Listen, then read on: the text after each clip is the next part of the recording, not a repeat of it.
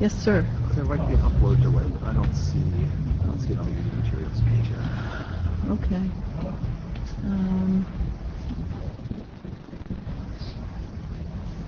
Yeah, all right. It's okay, it'll show up. Well, that's presuming I hit submit. It's okay, we can always submit them again.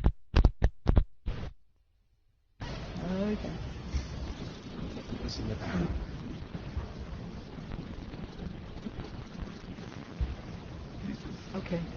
I didn't hit submit. It doesn't look like so. Oh, no. Hold on.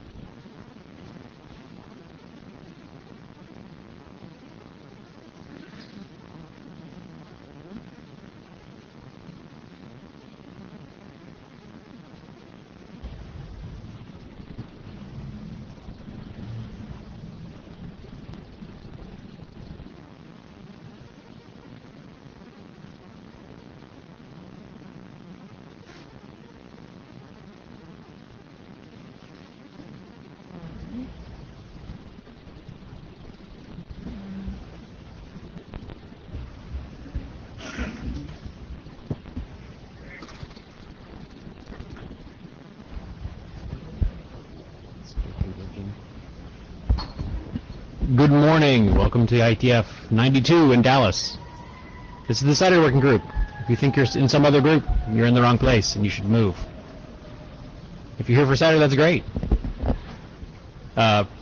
Sandy's going to run the slides, and she uploaded everything up to the data tracker, so hopefully if you don't have slides in front of you and you want to follow along, or you're not here in the meeting room, you can follow along by downloading the slides and happily clicking through.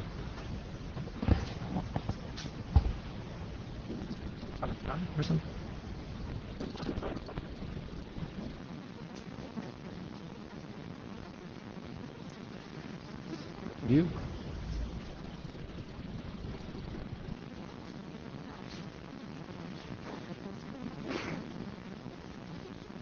All right, that's better. There's a Notewell slide, of course.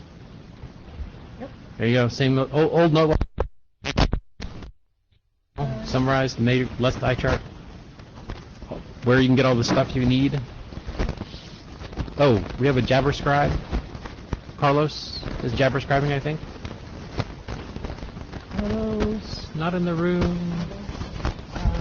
Wes also mentioned that he might be available. Didn't quite be here yet. Thank you.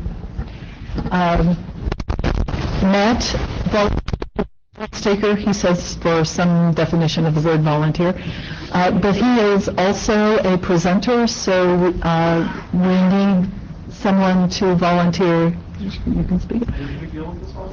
Then you should speak up. Sam is going to volunteer to cover for Matt while Matt is speaking. So there's a rather generous amount of time allowed for some of the topics that I thought had opportunity for generating a lot of comments, so we may end up with time at the end. If we do, anyone can bring up any topics that they think are interesting. So now we go through the wonderful working group draft status. The AS migration draft got an AD review, and the AD asked a question about the related IDR AS migration draft and one of the changes made to that. And Wes suggested a change to the Sidr AS migration draft in symmetry, and Matt will be talking about that, I think. ALGS is still waiting for reference document. For a long time it's been waiting for the protocol document to mature. It's now kind of also waiting for resolution about a decision about the elliptic curve that we might be using. The CFRG has been considering this problem for a very long time. TLS has pretty much decided to just go with what has been suggested for a long time, and Sean Turner assures me that the decision is firm enough that we can go ahead with the ALGS and PKI profiles draft with the supposition that that decision will stand. As soon as TLS says this has got to be the curve, everyone will implement that curve, and so it'll be kind of a moot point. The overview draft has been updated recently, and when the protocol draft has gotten through the working group last call comments, we'll probably last call that one also. Protocol draft is on the agenda today. There was a working group last call, and we'll be talking about the comments and how they're dealt with. Rollover draft has gotten a refresh, which is so it's not on the expired list anymore. That's a really good thing. We're talking about that today. The CPS document has been in the RFC editor queue forever, and the reason that is that the CPS document provides a template for people to take and use, and suddenly people realize that the IETF trust copyright statement didn't quite allow that. One of the suggestions was that the CPS authors ought to signify that they had IPR, and in their IPR statement said everybody in the world was allowed to use this, and they did that. So if you ever see an IPR on this CPS template, that's why. The trust, long story. They're going to have a meeting on Monday morning, and being in a meeting place together allows them to ratify the change to the IETF trust. The templates are allowed. Okay.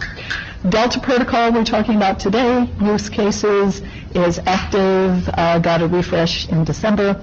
Multiple publication points, unfortunately, is expired. This is the one that we took multiple publication points out of to put into the trust anchor locator draft. Origin value. Mr. Bradner, sir. Scott Bradner. The trust meeting is Wednesday morning, and we will ratify an e-vote that will enable that template text to be put into the trust, and that'll be published Wednesday afternoon, and everything should be better. Thank you, sir.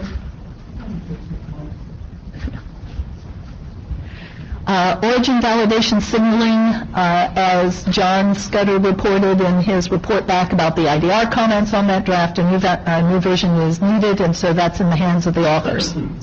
Publication draft got a new update recently with some new content. RFC 85 bis is dealing with comments. 6491 bis is publication draft is imminent. I noticed in actually producing the Shepherd's write-up that there was actually a downref. The architecture RFC had somehow moved into the normative reference, so as soon as the draft window opens up, that's going to be taken care of.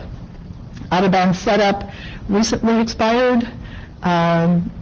We have working group last call ended on 6810. Comments weren't exactly huge, but it does look like some people gave it some serious review. Validation reconsidered. Combined two items? I did? Yeah, it recently expired in last call. Yes. I did say two different items, I thought. Sorry. Validation reconsidered, an active draft, and RPSL SIG on the agenda today, and router keying is an active draft. How many people have read that router keying draft? The latest version? No? Okay, so this is something that ought to be really important to everybody who's an operator, and because it's talking about how you get keys into routers and out of routers. I just point that out for people's interest. And then we have three very long expired drafts. So no change since the last time, a number of RFCs. RFC editor Q, that's the CPS document. IESG processing, I guess you could consider the AS migration draft kind of an IESG processing, since we did request publication, but the only IESG processing it at this point is the AD. Two past working group last call, and we have 2 recently expired and 3 that were very much long ago expired, and we have a brand new draft in the Delta Protocol. So today we have Brian Haberman's going to talk about the RPSL Sidr draft, and he's on first because he's dancing between this meeting and another meeting. And then Matt in the BGPSEC protocol, and a new draft from Richard Hansen about some errata that were judged as being technical and therefore could not go through the errata process. The BGPSEC rollover draft and the Delta protocol, and then Matthias talking about his survey and some of the results he got. Okay, now let's see if I can do this. So first is...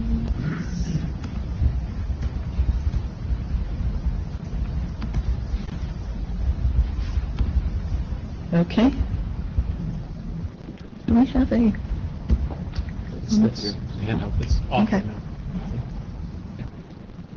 It's on the bottom.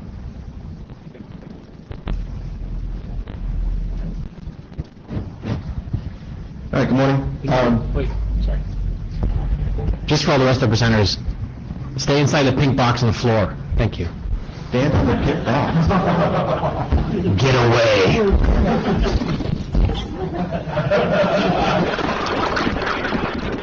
It's the Medico folks can see. At any moment, there will be a huge splash for those of you on the audio. And a complete mind melt for those of us who like to pace around. So I'm Brian Haberman. Robert and I have kind of let this fall down for a little bit, and we actually got some impetus to get this done since it had been actually fairly close. So if you can go to the next slide. Because it had been dormant for a little while, I just wanted to make sure everybody was aware of what we're actually trying to do here. So essentially what we're trying here is to build an RPSL attribute that allows you to assign the information being included in the IRR databases. Essentially, being able to do authentication integrity checks across our IRR databases. So you get authentication if you're looking at the origin database, but as soon as it gets transferred, you lose all that information. And what we're doing is we're leveraging the digital signatures using the 6487 resource certificates. Next, please. So the authors talked about this a little bit, and we had some input from other people offline. And so these are basically what we're going to propose as updates for this document. The first one is we're going to drop the O field. The original intent here was to allow for multiple signatures if you wanted to protect different pieces of information. But we also decided that it was much easier to do that just by having multiple signature attributes rather than trying to overload one signature attribute with a bunch of different information. And the second thing is to just make sure that we tighten up the language that only allows URLs that are supported by CAs and RPKIs. Right now the text is pretty lax in saying what that URL should look like when it references the certificate. Please. So my proposed next steps is we go ahead and make those changes and submit a new version, and then go ahead and do another working group last call. We had done one earlier, but since it's been so long, I think it's useful to have the working group take another look at it, just to make sure we didn't miss anything. If anybody has any comments or suggestions on other changes that they think might be needed in this document, feel free to let us know.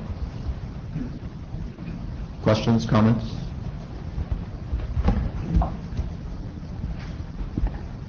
Okay.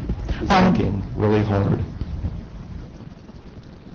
I have 2 questions. Sandy Murphy, Parsons.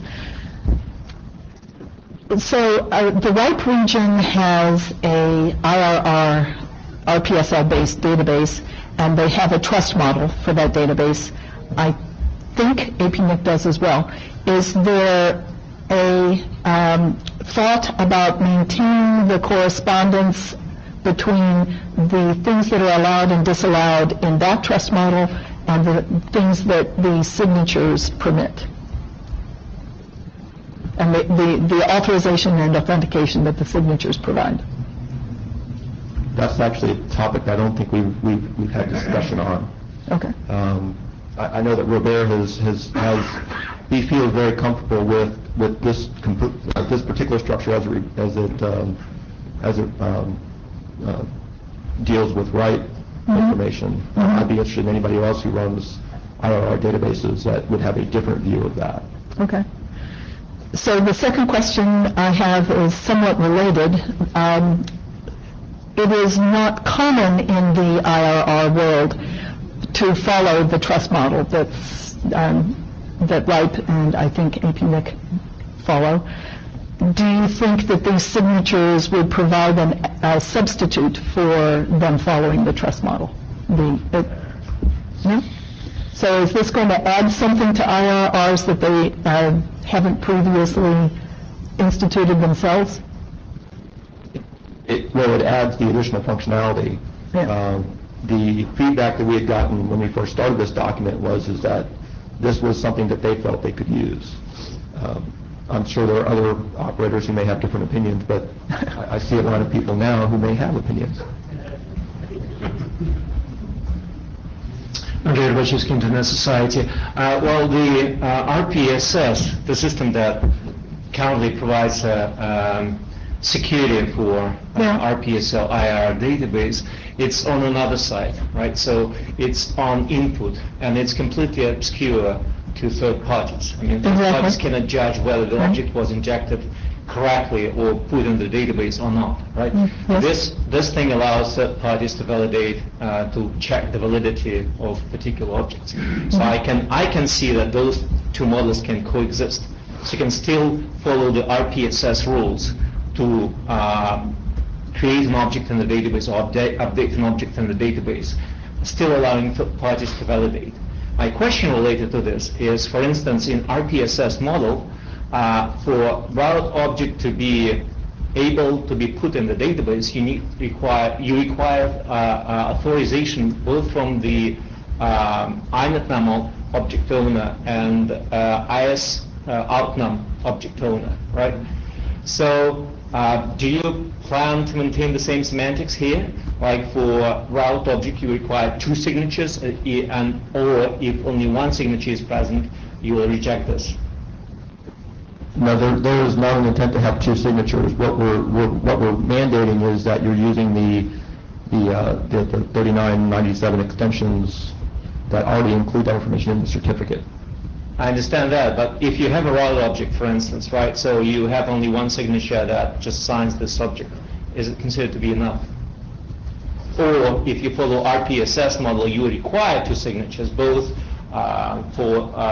related to the holder of autonomous system number object and corresponding address block. So you have somebody standing right behind you shaking his head vigorously, no. Yeah, let me take the liberty. Well, okay, actually, I think the question that... Rüdiger Volk, Deutsche Telekom. Sorry. I think the question, or one of the questions that should have been asked is, well, okay, you have an IRR using the RPSS authentication. And you come in with something where you have all, well, okay, not quite sure what the rules are for making a root object valid with your stuff. But, well, okay, you have something that has some validity in that space, but within the IRR and its RPSS, somewhat the authentication is botched because some maintainer disappeared and you don't have hold of it. And, well, okay, what's happening there? You have a nicely signed thing, and it has all the true data signed by someone who is really involved, but, well, okay, you can't put it into the database, or is the suggestion that you essentially remove some of the constraints of the existing authentication system to sneak in stuff that doesn't work there? So I think that's an interesting discussion to have with more people in the right region, because my conversations with Robert seem to indicate that the right model would accept this because they really are two different forms of authentication. Yes, well, okay, kind of the point that I'm making is you have a situation where you have something where from the point of view of your signatures, you have valid information, but you cannot manage to sneak it into the RPSS because that's botched in some way. The RPSS only lets, well, okay, the RPSS will say, oh, nice signature, but I don't care because I don't have the maintainer authentication for or authorization for well, okay, say the outnumber.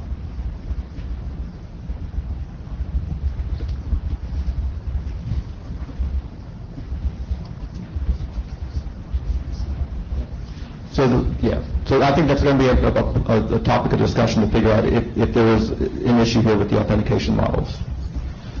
Cover answer I can see to ask with from Andre. Correct me if I'm wrong, but I don't think the outcome authorization is required in RPSS. It is just implementation practice. Okay, so it is. Okay. It is. Okay, then It is, and there are people who are making use of it. no, I know that, but I just wanted to see. Okay. Thanks. Sandy Murphy, Parsons. We're concentrating on the difference between the authorization model in RPSS in RIPE and maybe APMIC and the signatures. I'd like to also mention the possibility, if you're only using one signature on objects, and that includes the route object, we have the case in IRRs that are not using RPSS, that there have been reports of people falsely entering route objects for prefixes that they were about to hijack. If you only have one signature for the AS number on the route objects, that continues to allow that sort of misbehavior. So I'm wondering about that. So that's actually why Robert and I were talking about strengthening the discussion of there's a must in the document that the certificate must have the appropriate extensions for those resources. Okay. So that certificate would have to be signed by a CA or RPI, Right. or RPI maintainer. That means that a route object could only be signed by someone who actually held both the AS number and the prefix, and that isn't necessarily the case. It's quite common, but but he's taken out two signatures. No. What I said was we took out the O field to where there were two signatures within a single attribute. Okay. There's nothing then that precludes you from having two attributes, each one signing something different in the object itself. Good. I thought in your answer to a previous question you had said that there was only going to be one. I'm much reassured. Thank you. I should have clarified that you don't need, you may not need two signatures, but there is a way of doing two signatures or three signatures. Hello, Tim. I just wanted to comment on, I think it's really good to have this clearly defined. The question as to whether, today in RPSS we require maintainers to authorize and all that, that's true.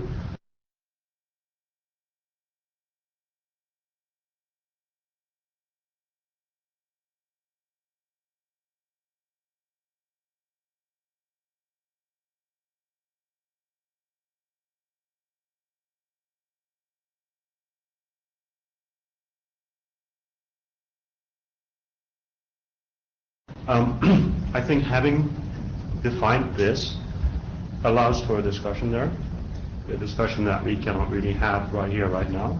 But yeah, just saying, I think it's really good to have this clearly defined, because from a theoretical point of view, at least, I can also see a model working technically where you would accept an object if it either has a maintainer or it has a valid signature like this.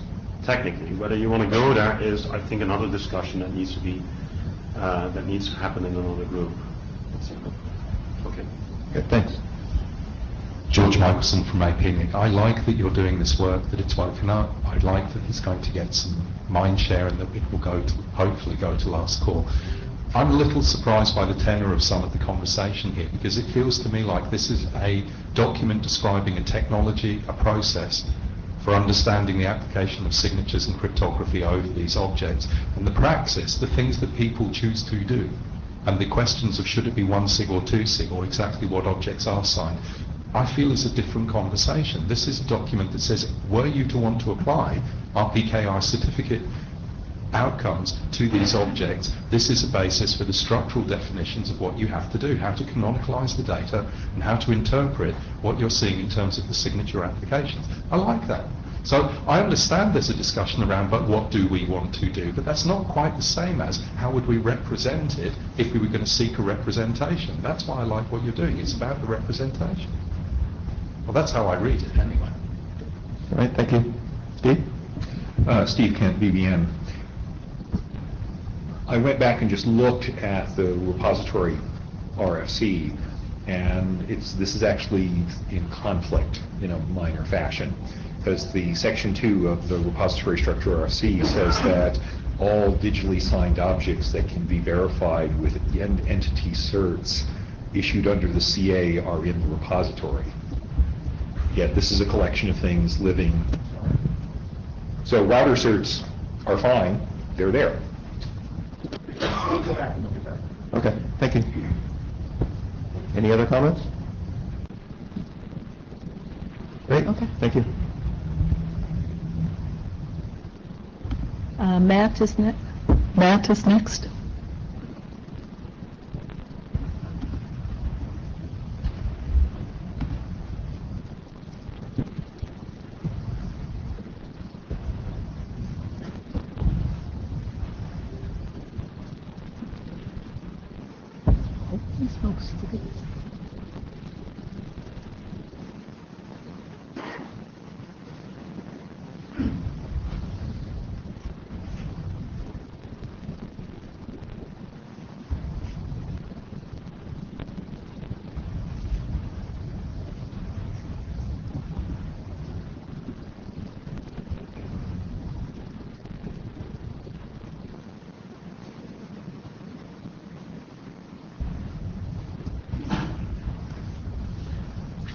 Okay.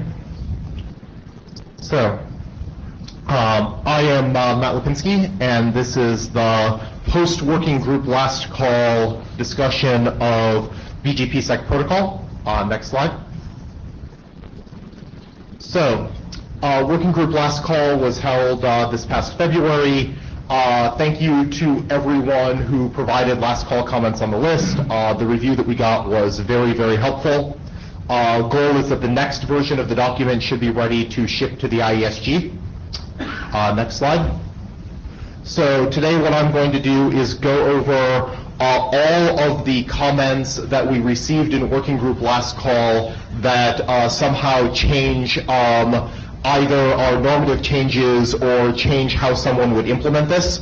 We also got a lot of useful comments that are just clarifying the text. And if it's clarifying the text, we're not going to go over it today, but you can see those documents, see those comments on the list and verify that I've taken them into account in the next version of the draft. So, comment, I believe this was from Wes George, who requested, there's a section in the document that talks about the possibility of deferring validation, that as per policy, that it is reasonable to have some policy that says, if I am in a state where I'm overloaded for some reason, my router is overloaded and I can't do all of the validation immediately, that it would be reasonable to have a policy that, the document allows an AS or allows an operator to have a policy that defers validation in cases where it's overloaded and does something, treats the unvalidated messages in some fashion in order to get a best path to use for a while, and then go back and revalidate stuff later on once you have more resources available on your router. So we've had that understanding for quite a while. Wes George had requested a explicit recommendation to implementers to make sure that the deferred validation state is visible to the operator. So he wanted text in the document to implementers to make sure that this is, when this deferred validation happens, that it's visible to the operator in some log or diagnostic or whatever the implementation wants to do. So anyway, if I understood Wes's comment, so first of all, with anybody, if I raise a comment and I misconstrue your comment, please jump up and tell me that I misunderstand. But I think this is very reasonable, and so I want to put this implementation guidance into the document. Next. What?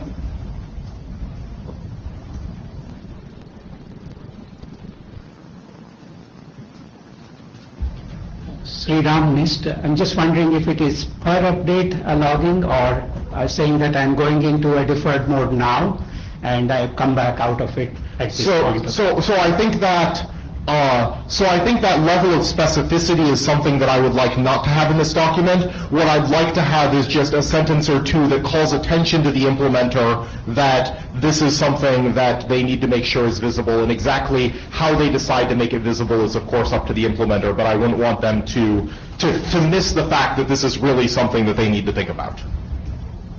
So, okay, good. Next issue. This is another piece of implementation guidance that Wes had requested, which I also believe is helpful. Wes wanted language in the document to clearly indicate in local policy we say that it is a matter of local policy of how you use the validation state from BGPsec in order to do best path selection.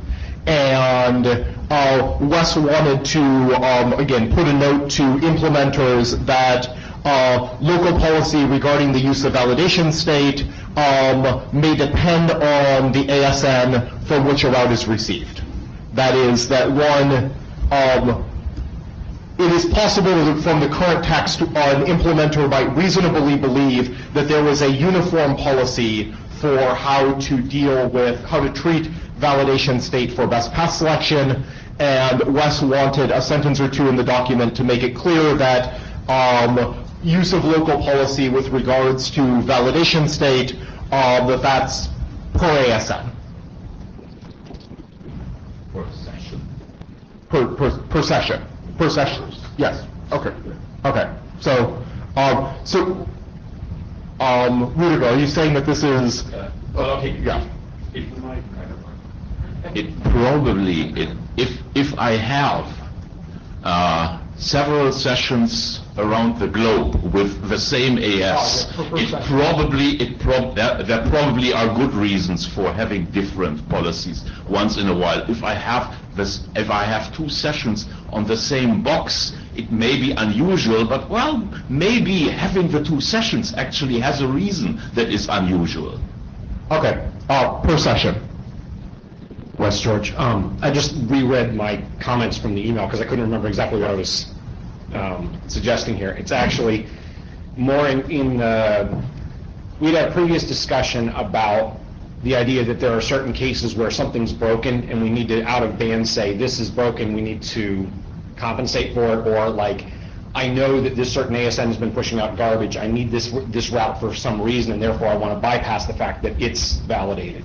So something in the AS path, not something necessarily from a certain BGP session. I mean, you could do it both ways, but I think the idea was in the route policy itself, you might be able to say, if ASX is in the path, if matches this, and status is invalid, don't do the normal thing. Or if, even though it says it's valid, I want to dump it, or whatever. It's just the union of those two pieces of logic. Okay, so my plan at this point is that I will run some text by both Rudiger and Wes and the list to make sure that we say something to bring the implementers' attentions that this is some place where operators are going to expect some policy knobs. I think implementers will put in appropriate knobs, but is this so obvious that we don't need to say it, or?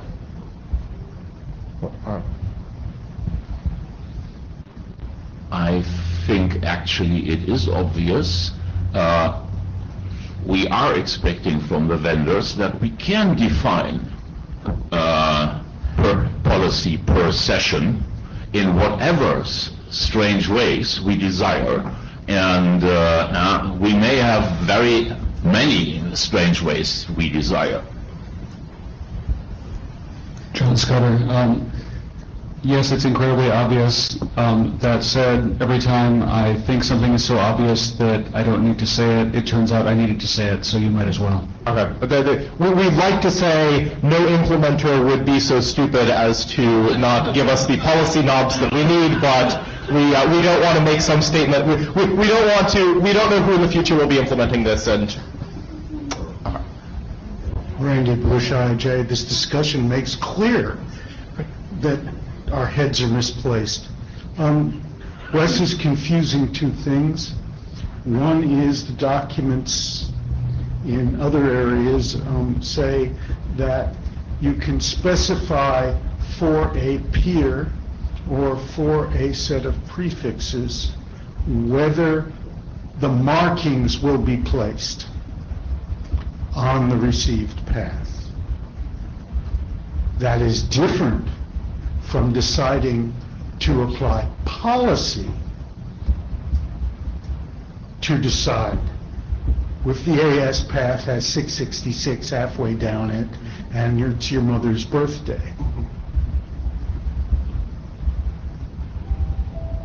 okay, I think issue 3. Next slide. There we go. Okay. I believe this was David Mandelberg posted to the list a possible attack. In the document, there is a structure that is signed by the originator. There is also a structure that is signed later on if you are propagating an update message that you received from someone else. Let's see. So David Mandelberg wondered whether there was a possible attack where essentially an algorithm ID, an NLRI length, and an NLRI prefix signature over this was repeated. Well, let's see if I can explain this right. Okay, so the idea is that an origin signature, a perfectly valid signature by an originator, might be snatched out of a message and applied later on, and where an attacker is essentially claiming that this is actually a signature over a propagation instead of a signature over an origination. And I think that in order for this to be the case, someone would need to be able to parse a signature as a signature. So when you propagate an update message, you are signing over the signature of your peer. In order for this attack to actually be an issue, the signature would have to be parsable as an algorithm ID, an NLRI length, and an NLRI prefix. And this would in particular require that signatures be 6 or 18 octets long. And so currently the signature algorithms that we're talking about are nowhere near that compact.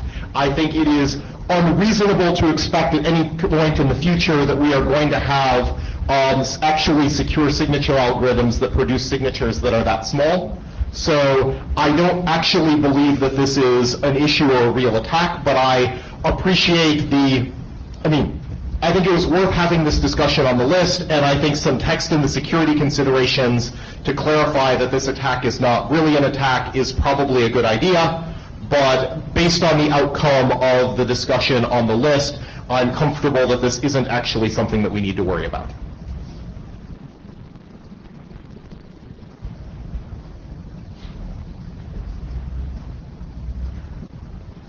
Sandy Murphy Parsons.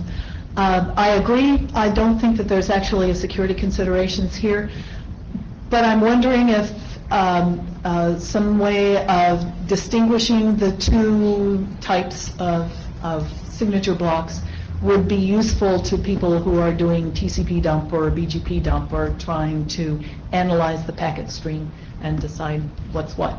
So That's a totally off-the-wall question, so tell me, stupid thing. Well, so I don't, so what David had proposed to get around this, if this was a concern, David had proposed a potential solution which involved adding a couple more bits or maybe one more octet underneath the signature. I think that actually doesn't help us at all for diagnostic purposes because it's all stuff that's just inside a hash that is being gobbled up and signed.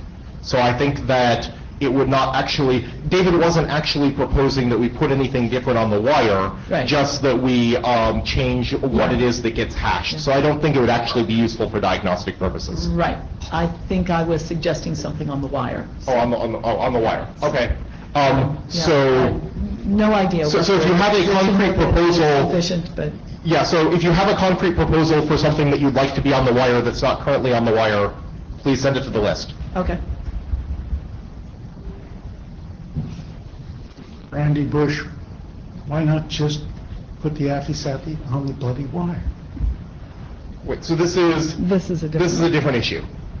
That's, I think, the next issue. I think, Yeah. Oh, this is the signature. yeah, so so I think this, Randy is issue number 4. Yes, so, yeah, so the discussion of the previous attack brought to light another issue, which is that we're not actually, there is potential for confusion between IPv4 and IPv6 prefixes, and this, I think, is unlikely to be an issue, but on the other hand, one could conceivably sign over, 1.2.0.0/16, or instead the same /16 prefix in IPv6. Maybe it wouldn't be a /16. Maybe this makes more sense at /24. Maybe no one's actually going to be advertising /24s, but this is real enough that I'm concerned, and I think that we need to make sure that we're actually making explicit the AFI and that we should be signing over it. And I think this was an oversight on our part that we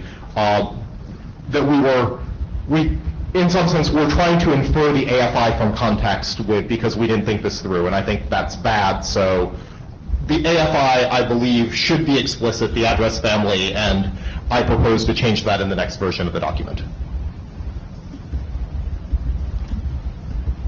Good. I'm glad. Nobody objects. Oh, John. Yeah, John. I don't object. I'm wondering if if Sappy should also be in there. Currently, BGPSec this version of BGPSec only defines behavior for the two address families, IPv4 and IPv6, and so I don't believe that there is, I think that we decided previously that there was no SAFI concerns with regards to BGPSec as long as we stuck to v4 and v6. I think there will be a future document surely that extends BGPSec to other address families, in which case how we deal with the SAFI is going to become important. Rob Ostine. A, I agree with you. B, it is in there. The only SAFI that's allowed is the null SAFI, which is hashed a non-existent byte.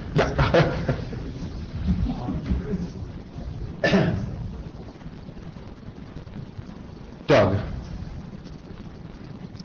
So we briefly did, Doug Montgomery has discussed the idea of having BGPSec only use multi-protocol extensions and not have multiple encodings of v4 and v6 and where it's getting the hashes.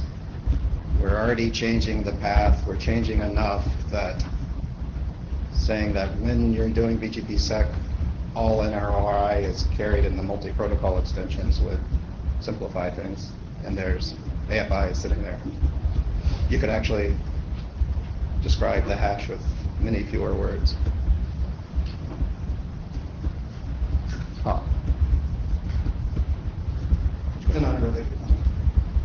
Jeff Haas. I actually had a hallway conversation with Sriram over roughly that same idea. I apologize for not contributing to the last call, but it is, I think, a good one. To sort of piggyback onto John's comment about SAFI, One of the reasons why it's probably a good idea to include that in some form is, while I realize it's not specifically in the working group's charter right now to try to secure VPN stuff, doing this as part of the core procedure up front means that when it's time to do something for VPNs later, we don't have to actually change general validation strategies over what we're signing over for that later purpose. That's a good point. Colin, Jeff, if I understood what you said for future proofing, we should make sure that what we are doing is compatible with and is obvious what the strategy would be for dealing with a non-null SAFI. Okay. The last comment, Doug, again, is that now that we've logically separated path validation from origin validation as two distinct physical results, the likelihood that we'll could use this for other things other than V4 and V6 probably goes up. You can still get a path validation.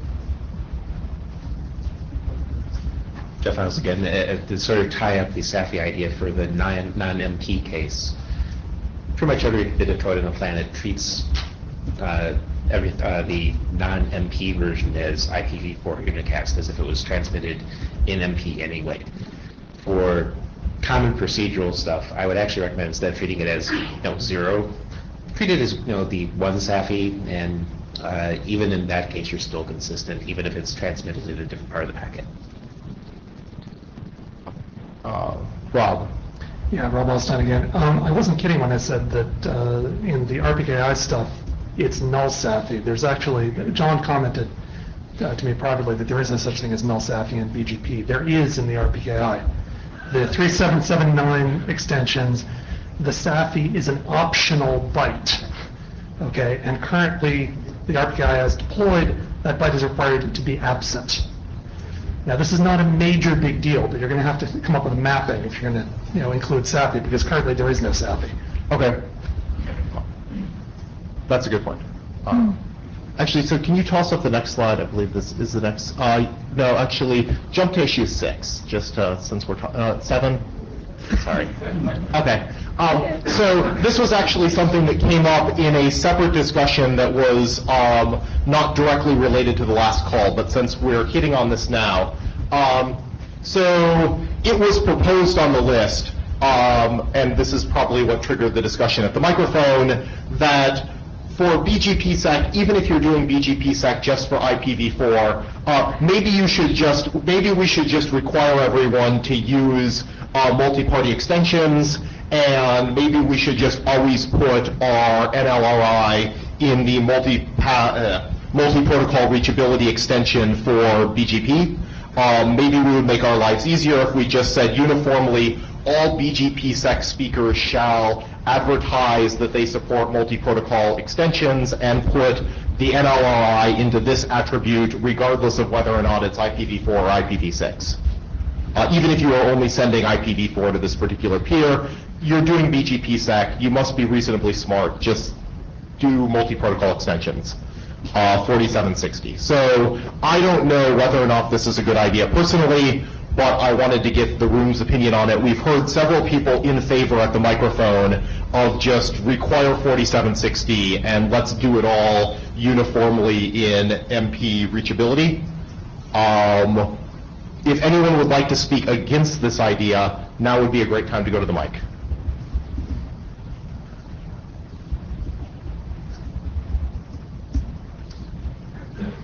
Okay, hearing none. So then, based on what I've heard at the mic, the next version of the document is going to require that 4760 must be supported. We're always going to use this attribute for NLRI with BGPsec.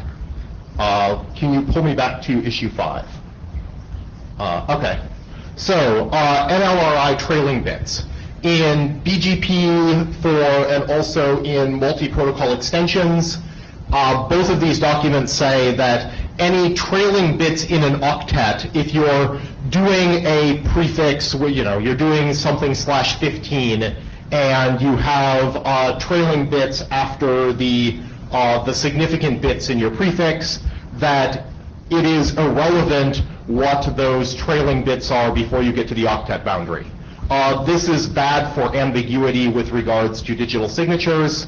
And so probably implementations are mostly setting these to 0, but who knows what implementers are doing. So proposed resolution is that we explicitly say, regardless of what those trailing bits are, for the purpose of calculating the signature and validating the signature, thou shalt treat the trailing bits as though they were 0. I hope this isn't controversial. Issue 6. AS migration. So hopefully, Wes, please pay, I hope I'm not misrepresenting this.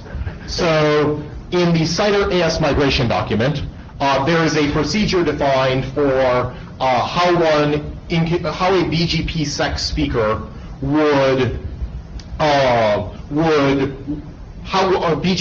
speaker would operate in a AS migration scenario. And essentially what we're asking the speakers to do for incoming messages, incoming advertisements, which I think is the point of interest here, is that my neighbor, I'm a BGP sec speaker, I'm in the middle of an AS migration. My peer believes that I'm still using my old local ASN.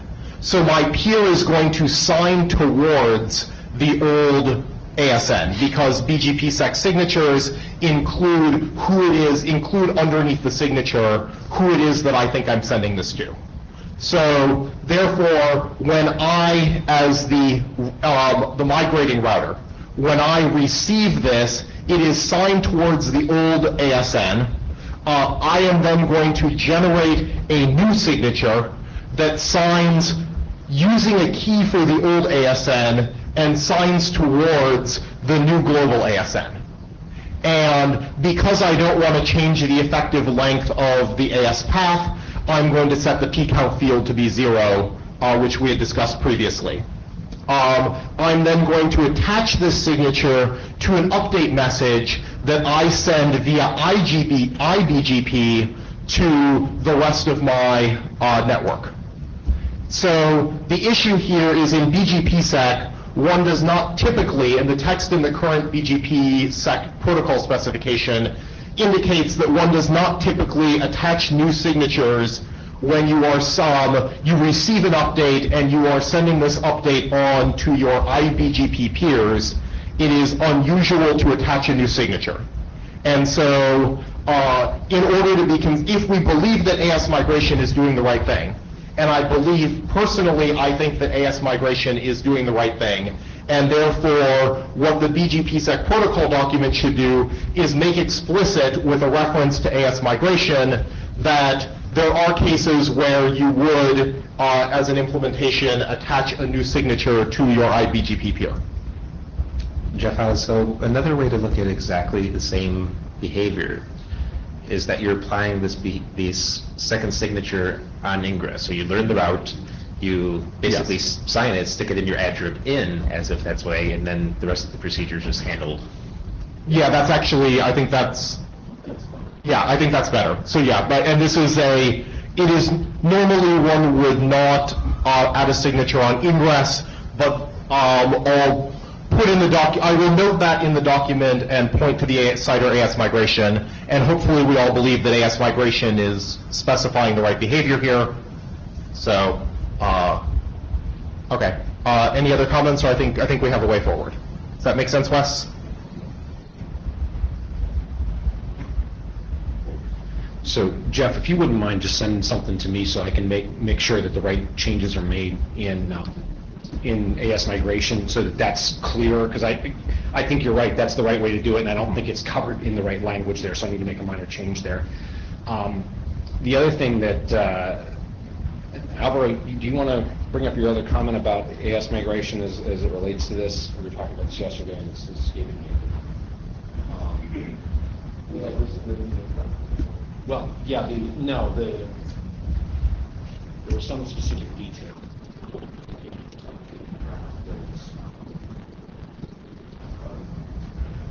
No, Alvaro had another comment, and neither of us can remember it at the moment. It'll probably occur to me as exactly when I sit down. Yeah. Okay. Excellent. So I believe that is the end of my slides. Next slide.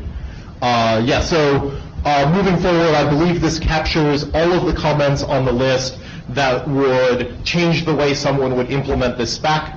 I think that all of the comments that are not in this slide deck were things that are document clarity that shouldn't actually change the way that an implementer would behave. If you sent something to the list that's important, that's a significant change, and it's not here, please let me know ASAP. I apparently missed it, and I apologize. But it's possible. In any case, I want the next version of this draft to be the one we ship to the ISG. So I'm going to send a message to the list using the help of our minutes taker here. I will send a message to the list indicating what I believe we in the room have decided as the way forward. Make sure there's nobody not present, no one on the list who has an objection. Then I will rev the draft and ask the chairs if they would pub request it.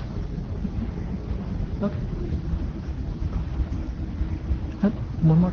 Okay.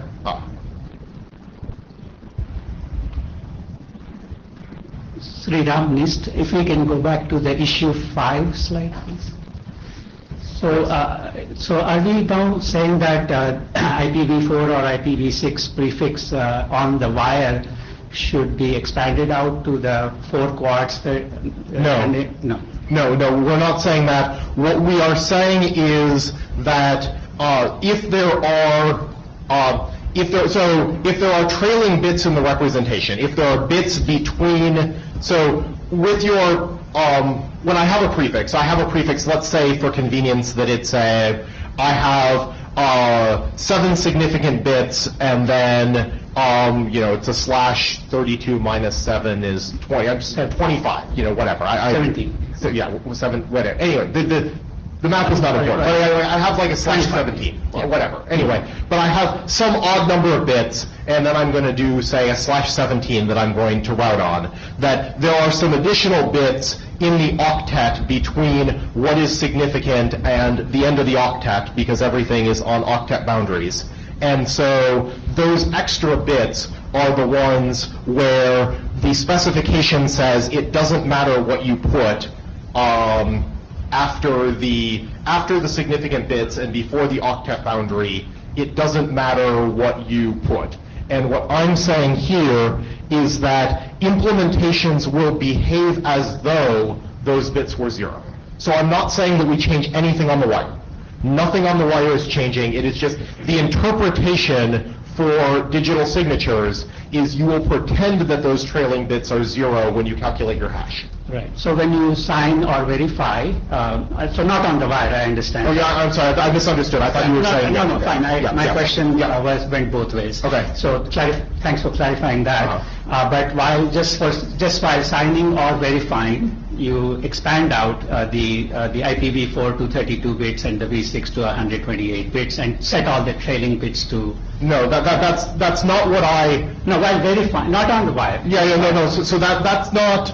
I wish I had a whiteboard here. So that's not what I was planning to say. So I think the way to resolve this is that I will actually compose text and put it on the list that tries to explain what bits I'm talking about. But I think it's not necessary to expand it all, to expand out to the entire 128-bit IPv6 address. But are you signing an array in which the trailing bits must necessarily be 0? Is that what you are saying in the sentence there? Yeah. So maybe someone can explain it better than me.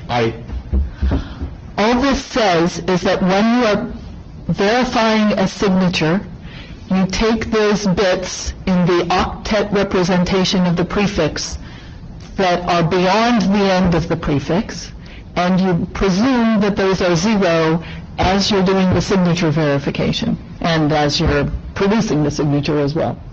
Yes. That's what I just said, yeah. Oh, is it? Okay, yeah, so maybe it's possible that we are in agreement and we're just talking past each other, in which case, I'm sorry. But Yeah, it's fine. So when you put in the wording, I'll take another look at it and. Jacob Heights from Cisco, maybe I can help with that. Giving them an example, if you have a /25, that pushes it out to /32. On the other hand, if you have a /17, that only goes out to 24. Is that right? Yeah, /17 would end up being a 3-byte the 3 octets and /25 would end up being 4 octets. Yes. Please see RFC 4271. This is Yeah. spelled out there. Yes. Thank you, Jeff. Okay, so I think hopefully no more comments. I want to, Yeah. and we're on time. Good. Okay.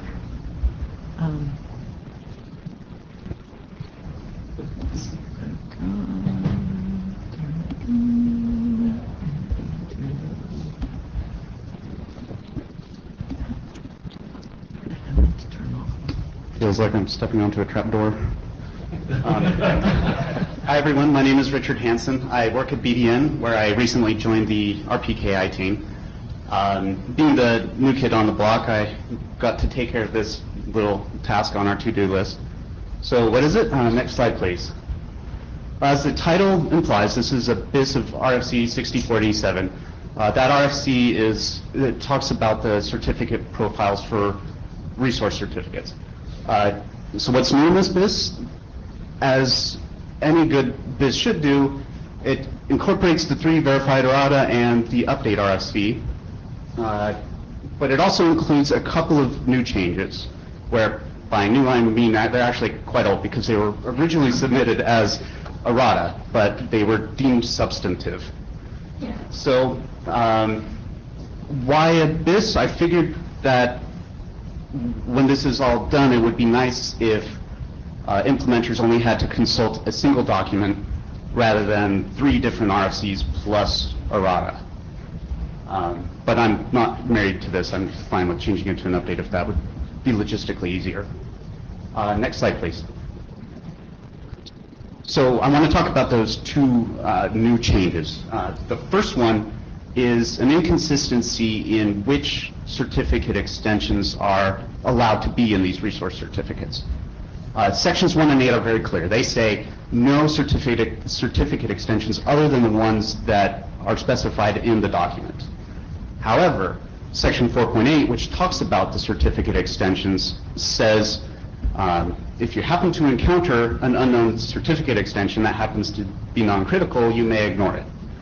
So this doesn't quite line up with what's in sections 1 and 8. So the solution to this is quite easy. Just change that sentence to say, to match sections 1 and 8 and say, no more certificate extensions other than the ones that are in this document.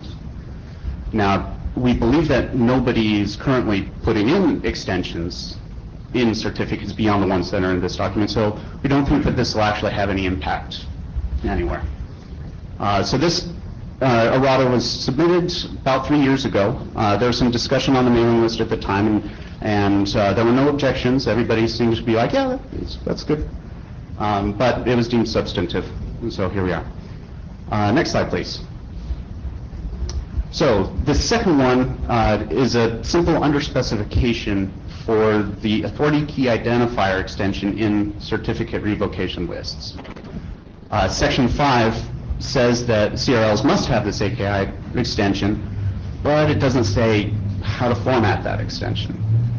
RFC 5280, which defines this extension, gives a very general definition. It consists of 3 fields, all of which are optional, and the key identifier field is just a byte string. There's no specification for what goes in that byte string in 5280. So this is obviously problematic for implementers who need to know what to put in that extension and how to parse it when reading it. So the fix of this is pretty easy too. Just refer the reader to section 4.8.3, which is the section that talks about the authority key identifier for the certificates themselves. That section says you're going to only have the key identifier field, and the value of that field is computed by taking the SHA-1 hash or blah, blah, blah. All currently known implementations behave this way, so this shouldn't have any impact on any existing implementations. This was also submitted about 3 years ago, and there was a little bit of discussion on the mailing list, but it was deemed substantive. So those are the 2 issues. Next slide, please. So I'm hoping that this is pretty simple and straightforward. So the next steps are I'd like to ask the chairs if they would start a discussion on the mailing list for if we're getting this adopted into the working group.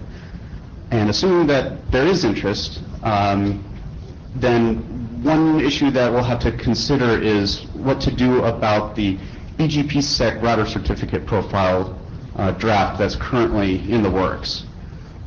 If approved, that draft would be an update to RFC 6487. And I thought it would be nice if we could take the changes from that draft and move them over into this BIS, so that way when everything is all said and done, we end up with just a single document that people need to consult, and that's it. So that's it. Any questions? Yes.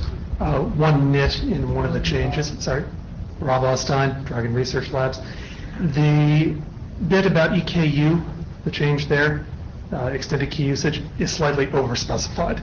The new text says that you can only add EKUs for EE certificates which are for routers or other devices. I'm sorry, EKU? Extended key usage. Yeah. So is the AKI that I was talking about? No. Extended key usage. It's one of the other changes in your document. And it's slightly overspecified. So the only other changes in that document should be the errata and the update RFC. I don't know where the text came from. The text is wrong. Okay, I'll take a look at that. The point is, it's all fine except for the part where it explicitly calls out routers or other devices. Okay, other than that, it's fine. So is this an issue that exists in RFC 6487 as well? Oh, Jeff has a comment. Jeff Houston, errata 3238, Rob, submitted by Steve Kent in 2012, verified by Stuart Bryant, actually added that particular text in, where it says issued to routers or other devices, ... And I think what you're saying here was a piece of editorial addition by BBN, was actually just literally copying out an already accepted errata. But if you have a problem with that errata, then you should, at this point, submit another errata. Meta errata? Yeah, so yeah, or send it to me and I'll just incorporate it into the BIS. Jeff Houston, though, I do have a substantive comment, and I must admit, if we're going to put out new RFCs for every single RFC that has an errata, as a job security program for my grandchildren, I think this is terrific. In any other respect, I kind of worry about this, because I'm really not sure that the existence of errata per se justifies any kind of real change into the RFC. What I see is actually two rejected erratas. You're trying to fold them back in this way. And the real discussion is whether those rejected erratas have substance. So the BIS document is kind of irrelevant. True. Right, this is a second bite at the same cherry of going, the existing two erratas that we got rejected, we feel shouldn't have been rejected. Yes. That's the issue. And I would rather that we discuss that rather than any kind of BIS document at this point in time. Okay. The reason for the rejection of the two errata that were rejected is that they were technical substantive, not that there was any issue with them in particular. They were just said, this is a substantive, we're not going to put it into the errata space. So, Steve Kent, that's exactly what I was going to say. Never mind. I'm sorry. I guess I'll make it a member comment, and that's Sandy Murphy Parsons.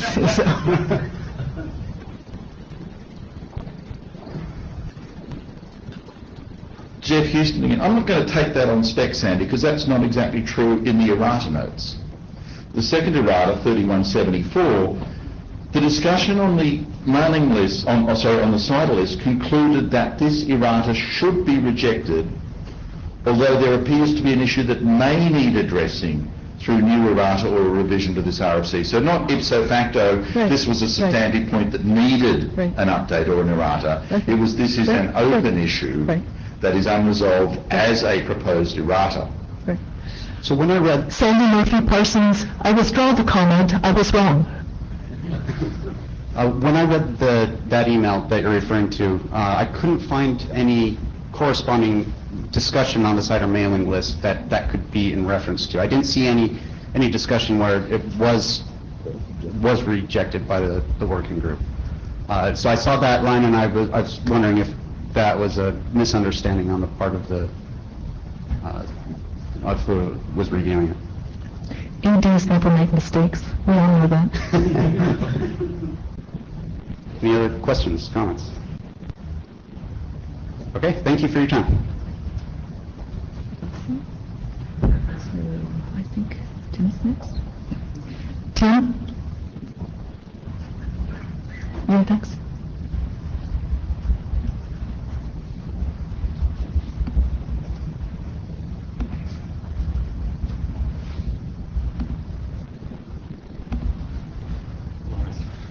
Box.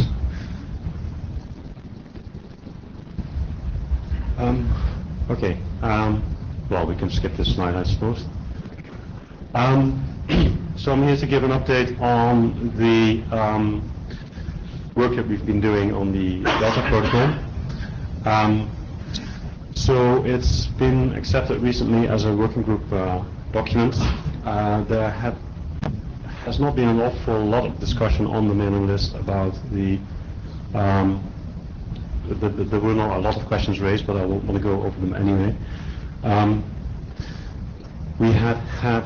We've also had some discussion between the authors actually, and I also want to talk about that a bit. So most questions are revolving around the design goals, comparison of HTTP versus other transport protocols, and between us, I think, are these still the old slides actually? Or, well, in any case, it still says a publication point there, but what it should say on this bullet here is implications of CH sharing a single publication server. Then I'll get back to those things over the next slides. The other thing is I want to give an update on implementation. At the last IETF we had a running proof of concept code, and now we have an almost ready implementation at the right SoC for the validator. And we're planning to work on a publication server shortly in the next quarter. Next slide, please.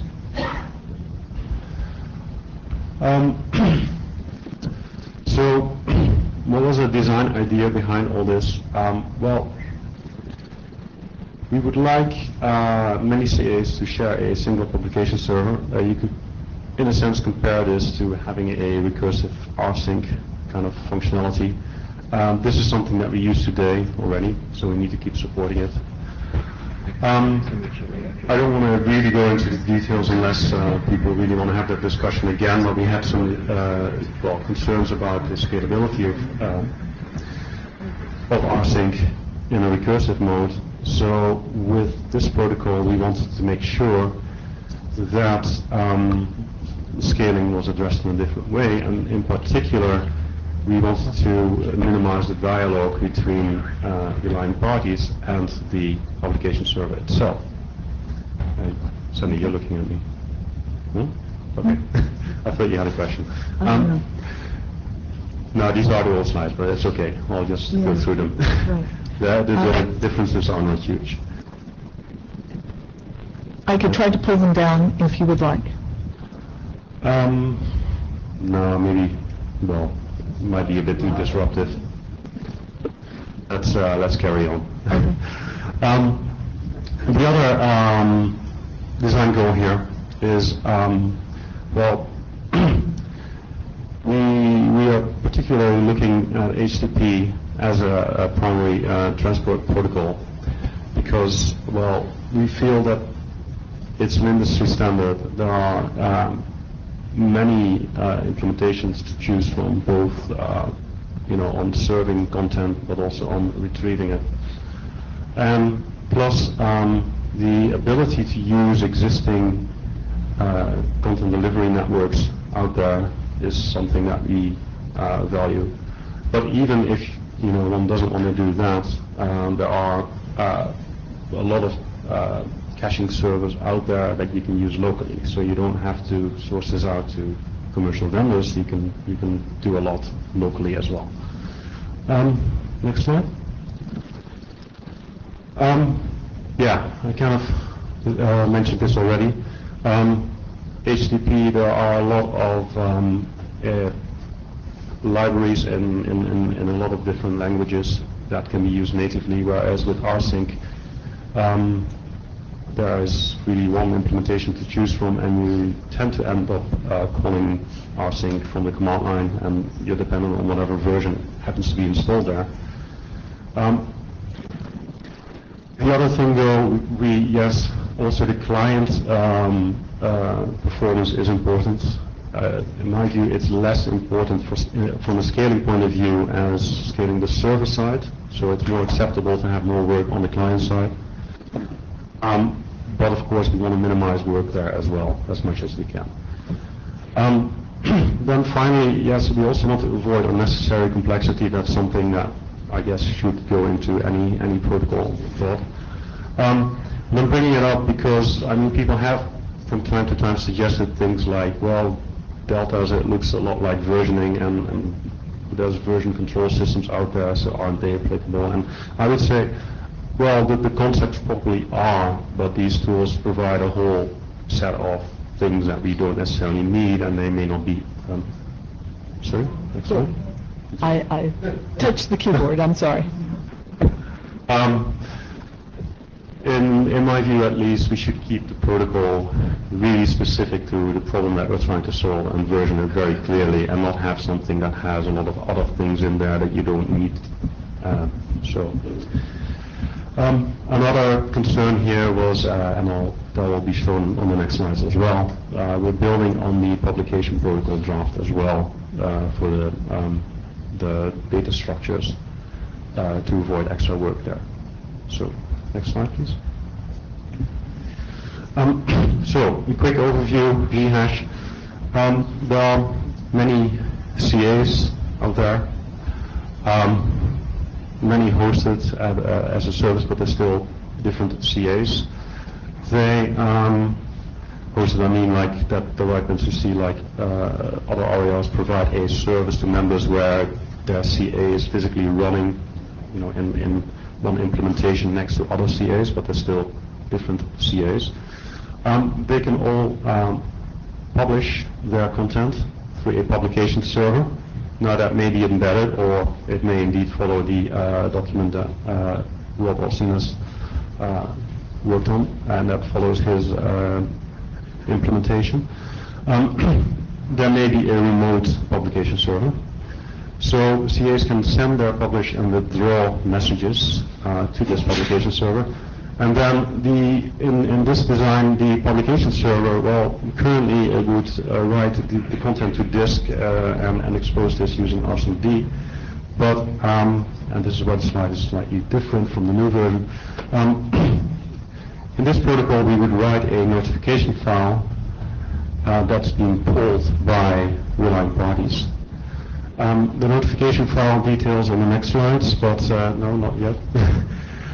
Contains all the data necessary for the relying party to figure out on their own whether they should receive a snapshot or they can get by with deltas. Yes, next slide, please. So, zooming up on the left-hand side, the publication protocol, not sure if the XML is entirely correct because, well, this is the old version, but... you sure you don't want me to put it? No, it's okay, never mind. Because I think, you know, I want to bring the concept across, so don't bring me down on, like, you know, a specific mistake-less XML. The point is, ACA can send all their changes, or they can send one change to a publication server. So they can do something like publish this new object, or withdraw, or they can even say, well, I have a whole new set of things. So I'm about to publish a new ROA, and I'm also publishing a new manifest and a new CRL in one go, and you can send all these things in one go to the publication server. The publication server can then write this stuff to disk so that rsync can make it available, or it can use it in RDP. So next slide, please. Because if you look at that side of things, well, the notify file, as I mentioned, has a a list of references to the current snapshot at this time and to Delta files. The Delta file essentially just matches that that message from the CA to the publication server. So there's a bit of templating around this to say, well, this is the Delta for this specific session ID and this specific version. Sorry, serial, I should say. So the sequence number. The version that is mentioned here is actually the protocol version, so that's protocol version 1. A snapshot file typically doesn't, so the Delta can also include withdrawals, but a snapshot file can be recalculated by the server pretty easily, and it only contains the current data. So it only has published messages. These messages, though, are publish and withdraw. They are the same messages as we find in the publication protocol. Next slide, please. Oh, sorry, one thing. Yeah, the things in red. So where I mentioned that the relying parties are pulling the notify file, it should be noted that the notify file will be updated regularly and pointed at a known location. The things that it lists are actually all immutable data. So the state of a repository or a Delta for a repository at a given point in time, that's something that is immutable. And that allows us to have a unique URL for these things, so it can be cached pretty much indefinitely. Of course, space concerns may come up, but let's say a very long time. Next slide, please. So, whilst using a CDN is optional, you could just have the RDP server exposed to the world and serve clients directly. This does allow you to publish your notification file in CDN cloud. Proprietary cache CDNs have different ways of dealing with this. You could just fetch something on demand and have a time to live there. But there are also ones that, some of these things also support the notion of sending the CDN a message that there is an update. In any case, the relying party would be pulling this thing regularly. The things referenced by this, though, the snapshots for version 1, serial 1, 2, 3, etc., or deltas, they are cached in this cloud. So that reduces the load on the backend server. Next slide, please. So, yeah, implications of sharing a publication server. Well, we've just been discussing this a bit. In a sense, it's not all that different from having a recursive rsync. But things to note are that, at least in the current proposal, the SIA pointer that we would include in a certificate points to the notification file. It doesn't point to any particular manifest or directory within this. And the relying party needs to now figure out which objects are actually signed by this CA certificate when you're doing a top-down validation. Yes, next slide, please. Okay. Yeah, so maybe we can glance over this pretty quickly, but the bottom line is that unless people really want to go into detail about this, then we can have the discussion. I actually removed this in the new slide deck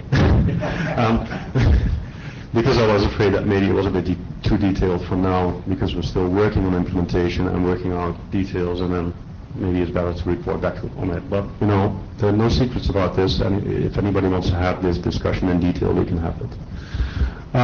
The thing is, rsync is still required, and will be required until at some point we may decide that it's no longer needed. As long as we have it, the rsync URIs are also included in the Delta and snapshot files, so they can be used for discovery. Just like if you download the objects from an rsync repository, you can figure out what the URI is, and you can use these pointers to discover things. You could do the same essentially with the Delta files.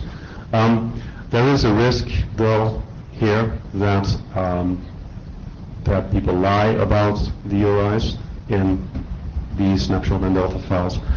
But that said, you cannot really, so you could pose, it could include an object and use somebody else's URI in it, but you cannot really stop the other CA and publication server from listing their objects as well. So basically what you need to do is you need to check everything you have to figure out, if you have competing objects for a given URI, you need to figure out which one you should use. And you could do this based on, you could discover these objects by the URI that's quoted, or on the next slide, yes please. You can use key identifiers to discover candidate objects to use. And if you use key identifiers, that makes it possible to move away from having explicit URIs in the long term. And I guess that has the advantage that, the potential of having multiple publication points is going to be easier that way. In that case, URIs are really used for the, as hints for discovering where to get content from, and maybe for error reporting, so you have something more intelligible than, this certificate, this public key is invalid. Maybe it is useful to have an explicit identifier there. Well, anyway, as I said, we have some discussions between the authors about this, but we have some different strategies that we think will work. And next slide, please. That brings me to this. We are working on an implementation in our validator, and there we use the strategy of finding objects by key identifier.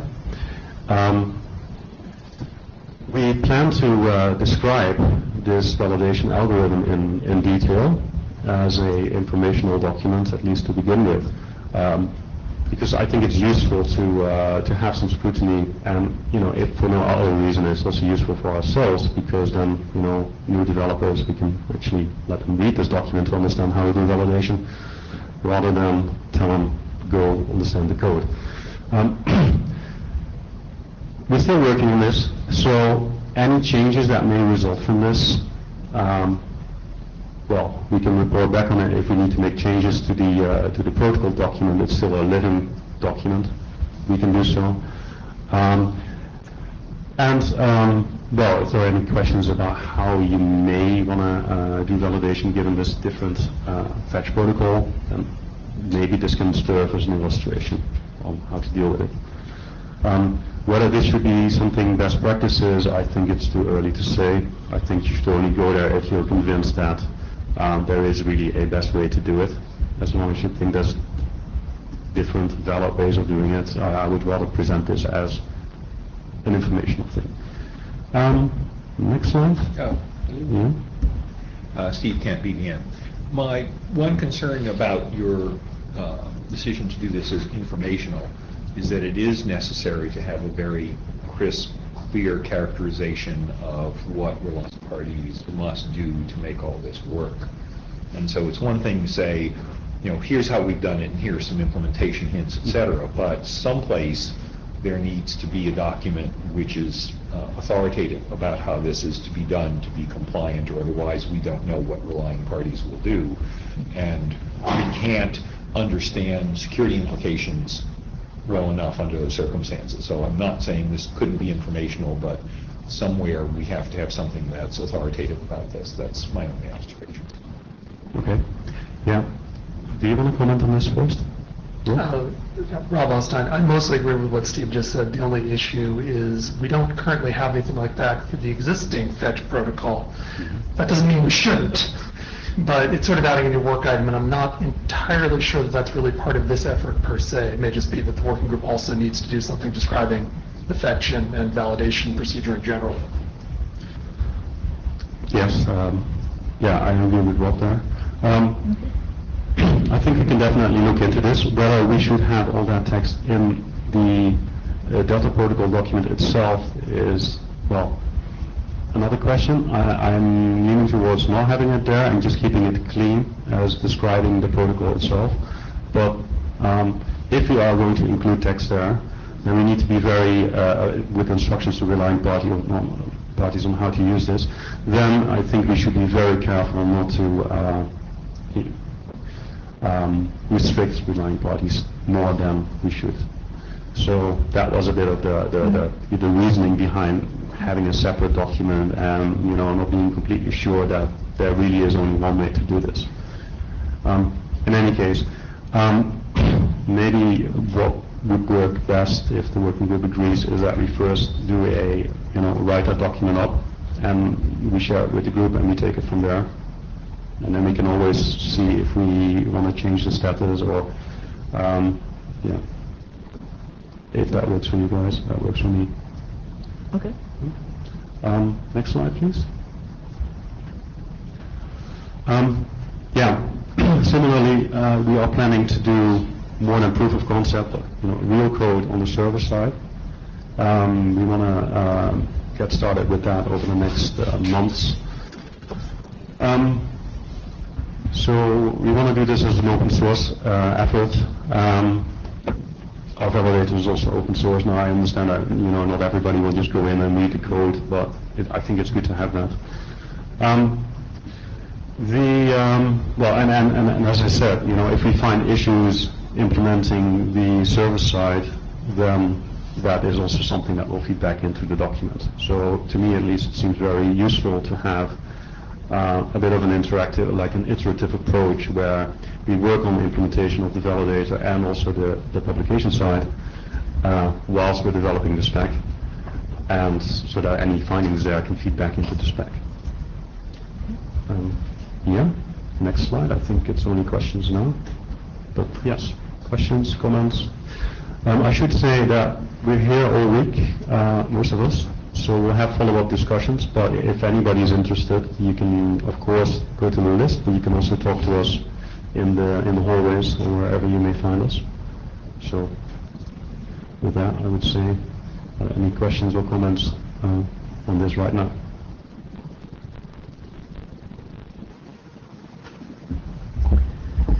Sandy Murphy Parsons. I did have a comment about, a question about one slide, and if the chair could please go back to slide 12. This says that you have two separate implementations, and then you talk about some of the attributes of the right particular implementation, saying you're using option 2. Do you know what the other implementation that's working on this has chosen?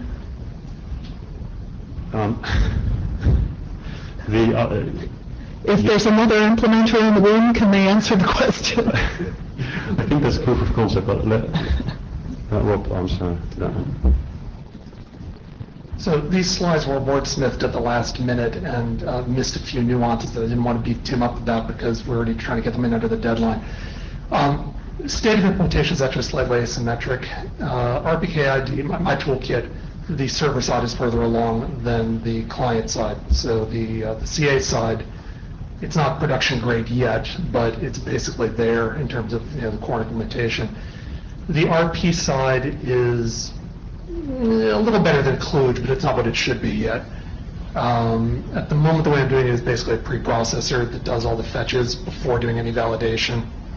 And it's still doing all the matchup because the core validator is still doing everything based on our sync URIs. It's still doing it that way. When I get to the point where I'm actually doing the implementation on the RP side for real, my guess is it's going to have to be SKIs and SHA-256 hashes, because we already have the hashes everywhere for the manifests, and both the publication protocol and our DP are using the same hashes. That's not a coincidence. But there's some structural changes that are going to have to happen to the validator before I can do that. It's a non-trivial chunk of work, so I haven't gotten to it yet. Thank you. Answers my question. Okay. Wes George. In one of your earlier slides, you said that you were trying to avoid complexity by not securing the transport and focusing on the underlying security built into the objects. But you're using HTTP, HTTPS kind of interchangeably throughout the document. Can you clarify what you actually mean there? Yes. I can find it. So I think this is a detail to be something we need to decide on later. It's not set cast in stone. But I see a use case for having HTTPS for fetching a notification file, but HTTPS and CDNs are not each other's friends. So I would prefer not to use HTTPS for getting the snapshot and delta files themselves. So for this purpose, the notification file actually includes a hash of the delta and snapshot files and references. So even if you fetch it over an unsecure transport protocol, you could verify whether it's been modified or not. Beyond that, the philosophy is really about, we use this to discover objects, but the objects have object security in themselves.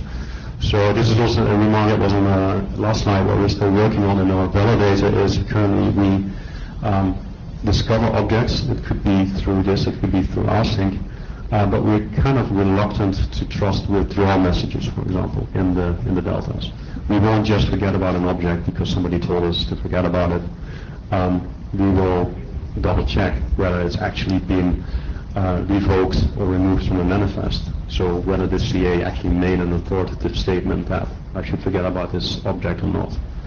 I'm not sure if that answers your question. It does. The one thing I will take exception to is your comment about HTTPS and CDNs not playing nicely. We have an awful lot of pervasively enabled HTTPS content that heavily leverages CDNs, and it works just fine. Okay. So I think probably there needs to be more discussion about that. I'm totally with you in terms of if there is a reason not to do HTTPS, let's articulate it and say this is why we've made this design decision. But I think the burden of proof based on where we are and sort of the way things have changed over the last year or so in the IETF is we do have a burden of proof to say why we shouldn't use HTTPS, not the other way around. True. Rob Blaustein, minor addition to that. The core security for this mechanism is still the object security, and I respect Tim's hesitation to honor withdrawal messages, but I think he's being overly conservative on that. The mechanisms for the underlying object security are actually pretty clear, and this is basically just about how you're maintaining the cache and stuff before you feed it into the validation stage. That said, the main reason for being hesitant about HTTPS is exactly what Tim said. We're not sure that CDNs can do it. If the CDNs are up to that, that's fine. We expect to be under a fair amount of pressure politically to do pervasive HTTPS just because that's the world we're in now. We just want to make sure it doesn't break the protocol. Jeff has, so beating on the HTTPS drum a little bit. The property I think we actually want is to make sure that we have good integrity of the transport session. I don't think we really care about privacy is one of the things in there. I sort of concern, not having thought through the scenario probably quite to the extent that the group needs, is that it may be possible in the absence of that to potentially meddle with the contents, and obviously the only thing you could do in terms of meddling with the contents is probably sending some stale data. So simply withholding data, no, that's important. It's like if you ask for an object, you think it's there and you never get it, that's a problem. Or if you ask for an object and you get an older version of the object, that's also potentially a problem. It's obviously not quite the same as actually modifying the objects and the objects themselves being bad, but as we've sort of seen with some interesting attacks on SMTP security, where the security mechanism required the bootstrapping stuff in a non-secured environment, and that was being meddled with, we were sort of realizing that you probably want this thing to be secure off the door. Sure. Yeah. As stated, others, I think we have no. There's definitely no agenda to say we'll never do HTTPS. It's just, I think we postponed this decision, and we had this hunch that it would not play nicely with CDNs, and we may not need it everywhere. But it's definitely something we should follow up on. And to me, HTTPS is, provided that we can make it work, that I have no issues with it. Well, Rüdiger thought, okay, essentially same issue. The object security is fine if I cannot authenticate that I'm speaking with the right server. I can be DOSed in nice ways. If I cannot trust that no animal in the middle changes the objects that I'm getting from a trusted server, I can be DOSed on the object security side. So I think actually one has to recognize there are two requirements that have to be met, whether it is by HTTPS or some other magic. Okay, yeah, point taken. Although, I do want to say that the same concerns apply to Rsync, so we didn't really address them as such, as the highest priority. But that said, we can definitely take this on board. Multiple publication points, dare I say, may also be a way to help us there. But maybe that's a side note, because then you would have to withhold information from different sources at least. Just Chris Morrow, Google. Just really quick, this I think is an interesting topic to discuss, but maybe we're not going to do much in the way of moving it. The HTTP versus HTTPS part, sorry, not the protocol. In here, this sounds like a great thing for the list. I think that the people that make comments, Jeff and Rudiger at least, should make some comments on the list so we can discuss it. There's a bunch of corner cases to deal with. We should vet those out on the list. Sure.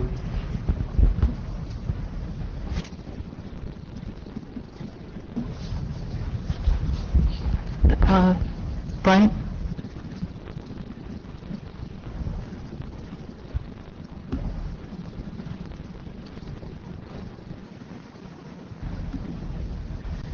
Hopefully I have your list. All right, good morning. BGBSec router certificate rollover. Okay, why is this interesting? Let's go to the next slide. Just to remind you, every router in BGBSec needs a ECDSA or whatever algorithm we choose key pair. And they're going to have a certificate and it gets disseminated. And we're dependent, these other two drafts describe those things. But what's interesting in BGBSec, unlike most crypto systems, the certificates get distributed out of band from the BGBSec protocol itself. So there's a synchronization issue between receivers getting your certificate and evaluating your public key and storing that in your BGBSec routers and the time that you actually start signing with that key. And this is going to be important to synchronize, not necessarily rocket science, but it's important to synchronize, important to write down. So next slide, please. There's really two kinds of rollover events that you might have. Some of them are more routine.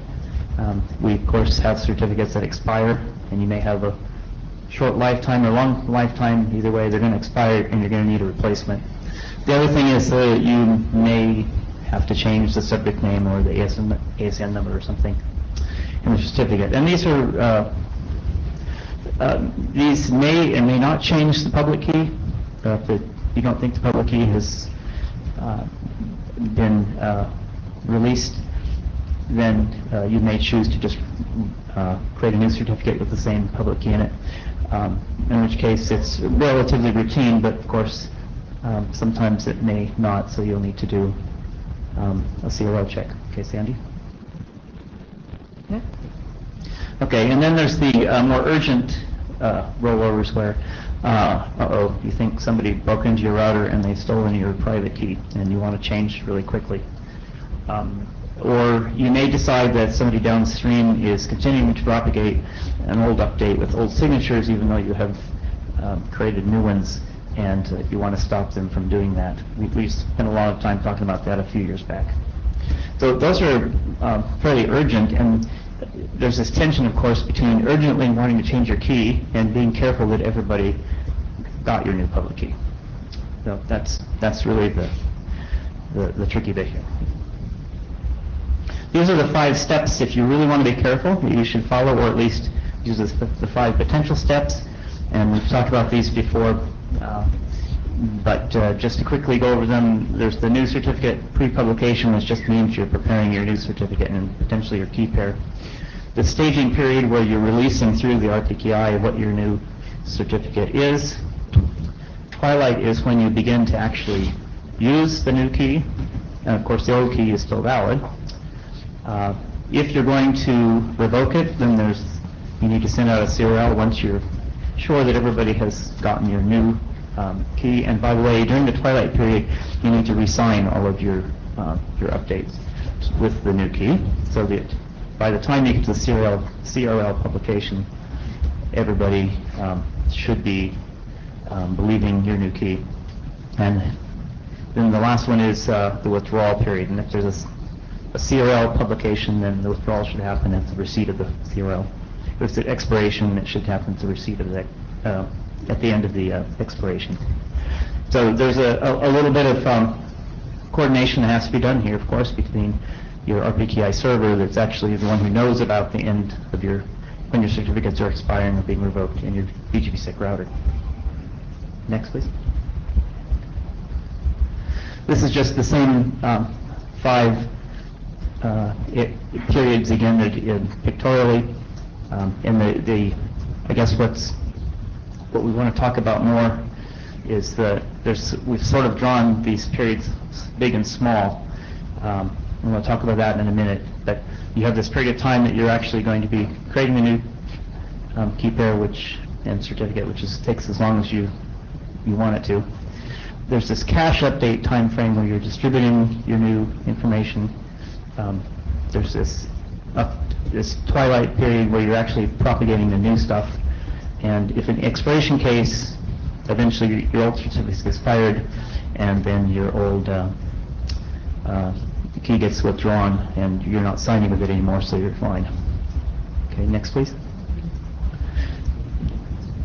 If there's a CRL involved, all of that was the same, except that after this twilight period, after you have distributed your new updates, you want to actually release the CRL. The CRL gets processed, and then people should be withdrawing. Okay, one more. And there's something that's actually valuable to consider, which is, what if you're just submitting a new certificate because you maybe you have short lifetimes, because again we're back to that case where you want to ensure that people are always using your new your most current key. Maybe you're just going to do a new cert with the same key pair in it. So then it's a very simple process. You have created a new certificate, you've distributed a new one, the old one expires, but the BGP-SEC routers aren't in any way involved because you've kept the same public key. And there's a lot of value in just noting that it's good not to mess with your routers if you don't have to. So what I think we'd like as authors to know have a little bit more insight into is, what are the time scales on these? Now the generation time frame, that's up to you if you're using automated methods or manual methods or whatever to generate new key pairs and certificates. But once you distribute things into the cache, I don't have any idea how long typical cache updates take with RPKI today, or what we'll expect once we have maybe ISPs with their own caches, because they have now BGP-SEC certificates. And it'd be kind of interesting to see if people have some insight on how long they think that period of time actually takes. Is it days or hours or what? And then there's the BGP-SEC update propagation time frame, but that should be the time frame that it takes to, when you deliver a new update, for it to get throughout the internet. Now, that may be extended a little bit with BGP-SEC because of the signature validation. Depends on if you're doing lazy validation or not. Then of course there's the same time period here for the cache update and for the propagation. So, next slide please. So we're just asking if people have ideas on these based on your experience so far with RPKI. It would be helpful for us. Okay, next slide. Just one last little topic. It's valuable, could be valuable if you're signing transits as well as originating updates, to use 2 different keys for those 2 different certificates, especially if you think that you're going to be changing your origin certificate based on some policy, and that won't affect your transits. Okay. Next slide. That's it. So, questions or comments now at the list? And thank you. Steve? Steve Kent, BBM. First, I want to thank you guys for writing this, because I think one of the things that's really important is laying out terminology and having those timelines so that everybody has a common basis for describing the phases that you go through, and using that when discussing, I think we should do this versus that. So I think that's a very valuable contribution. A couple of observations. With regard to labeling the revocation optional, one has to be careful, and I did provide some comments on the document, but I don't know if I commented on this, which is if I'm reissuing a certificate and I've kept the key the same, but I'm reissuing it to add some resources, then to make sure people are going to recognize the new resources associated with the certificate, I'm really probably going to have to push them by revoking the old certificate. And so one may have to be spend a little more time describing the circumstances under which revocation is optional if you haven't really changed the key of the certificate. Okay, good. The second thing is I'm really of two minds with regard to the last slide that you had there, the issue of having separate origin versus transit certificates and different keys. On one hand, you cite, this is for, the motivation for this is for urgent transitions, not routine scheduled ones. But there are two cases that you described for urgent. One of them is compromised. Well, I think if it's compromised, it's probably both of these keys were compromised, so we can rule that one out as well. So this is dealing only with replay concerns, trying to reduce the window during which replays. And so one needs to discuss, is it only origin replay versus a transit signature replay that's of concern, and why? And is it worth pushing to double the number of router keys potentially in place and certificates in the RPKI and that people have to distribute in order to address that one problem? And on the other hand, I was thinking about it when we were, Matt was having his presentation earlier today, and since, as Doug Montgomery pointed out, we have split origin and transit validation, path validation, then maybe that's an argument in favor of having two keys for it. So as I said, I'm in two minds about this, but I am a little concerned that we're down to just one case that would motivate having the separate certificates and keys in the urgent environment, and so we really have to think hard about that before making that leap. Okay, that's a good point. I think in the earlier, when we were talking about beaconing and this sort of thing, I think the concern was only with origin for that. So that was the main motivation here. It's a good question as to whether they. I think we probably should have some more text on that. And thank you. Any other comments now, or comments in the list would be valuable? We haven't had any comments for quite some time. Of course, we didn't publish it for quite some time again. In terms of next steps, this seems to be a little bit behind the algorithms draft and the router keying draft. Right. So I'm not sure if you have a hierarchy of dependencies or not, but I think that's where we are. Great. Thank you. Okay. All right. That was a little, we're a little ahead of the schedule right now, and so we can go to bias. Hopefully I have yours. Okay, good morning everybody. I will report a bit about our survey that analyzed reasons why people deploy or don't deploy APK versus DNSSEC, and this joined work with some people, but don't blame these people for the slides. They have been compiled on last minute. So next slide. Some motivation. Why did we start this survey?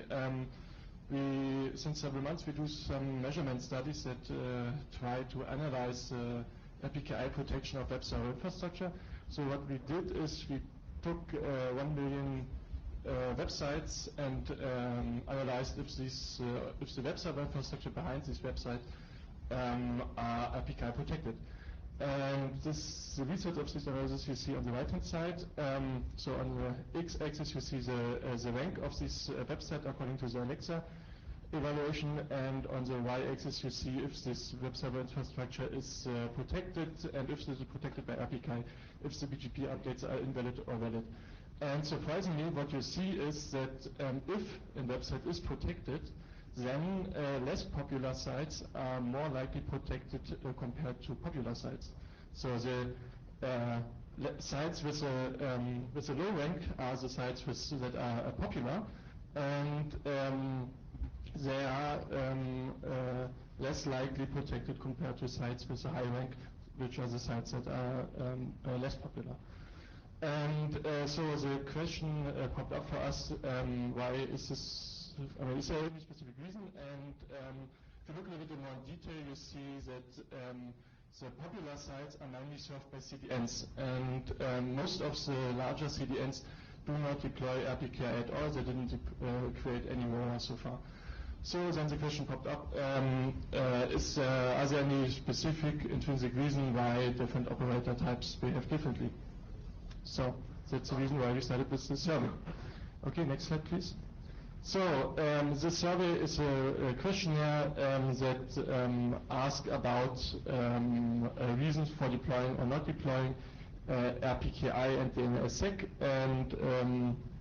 and per question multiple answers were possible. And we sent a call for participation end of last year to the NAMAC mailing list, RIDE mailing list, and the Sidr IETF mailing list. So, next slide. Luckily, we got around 200 results. If you participated in this survey, thanks to you. With respect to the participant and the network type, most of the participants were transit ISPs, so ISPs that serve customer and customer access and appear with other providers. And then we have 30% of step access. They do not appear with any other customers. 13% are CDNs, 5% are Tier 1 ISPs, and 17% are other ISPs like NRANs, National Research and Education Networks, and so on. So region-wise, most of the results came from LACNIC, probably because they explicitly forwarded this call to the members. Thanks to the LACNIC people for that. Then the second group is people from RIDE, some from ARIN, and 7% from APNIC, and only 1% from AFRINIC. So, next slides.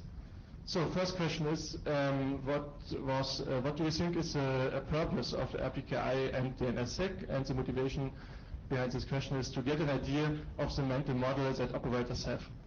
And you see that roughly 60% think that RPKI is therefore increases security, where 20% more think DNSSEC increases security. And we have roughly 30% that think RPKI is useful to detect misconfigurations, and but only 12% of the participants think that DNSSEC is useful to detect misconfigurations. And the second answer is, the third answer is that the main purpose of RPK and DNSSEC is to empower third parties, authorities, and this is quite similar for both protocols. I expected that this number is higher, so this I think it's good. That's not so political. So okay, next slide. Please. Can I interject a question? The N's here are the number of answers? Sorry? Roughly, N is the number of answers, yes. Yeah. But so multiple answers are possible, so we've counted every answer separately. Okay. Okay, next slide. So next slide was, if you deploy RPKI, why did you start to deploy RPKI or DNSSEC? So, not surprisingly, more than half of the answers said we do not deploy RPKI or DNSSEC so far. But yeah, I mean, and the difference between DNS and APK is not so significant. It's 16%. 30% create ROAS and roughly 20% sign DNSSEC records. Regarding validation of the DNSSEC record and BGP updates, 30% roughly perform validation of DNS records and requests, and only 4% perform validation of BGP updates so far. This is probably also not surprising. Maybe one would expect that more people actually perform the DNSSEC validation. Okay, next slide. So the next question was why did you start deploying RPKI? What is the reason? What motivated you to do this? And or the DNSSEC. So for both protocols, the majority of people said that we start to deploy this technology because we are early adopters. So these people do not actually care too much about the technology. They usually are very future-oriented. So then we have roughly 20% for both technologies that say, okay, we base DNS or BGP on the validation outcome, whatever the detail. We have 14% that say for RPKI we deployed it because we need a proof of ownership against a third party. So these people at least created ROAS. And with respect to the DNSSEC, the third group here was saying we started to deploy the DNSSEC because we have custom requests, which is much lower for RPKI. And only 15% said for the DNSSEC we did this, created signing records because of proof of ownership against third parties. So, okay. Next question is why did you not start to deploy RPKI or DNSSEC? And surprisingly, a little bit for both technologies, most of the people said we wait for experience of other parties. So they wait for example, for early adopters, and then see what happened, and based on the lessons learned, they then decide to start deploying or not. Roughly the same amount of people for RPKI and DNSSEC said we do not have any business case for this.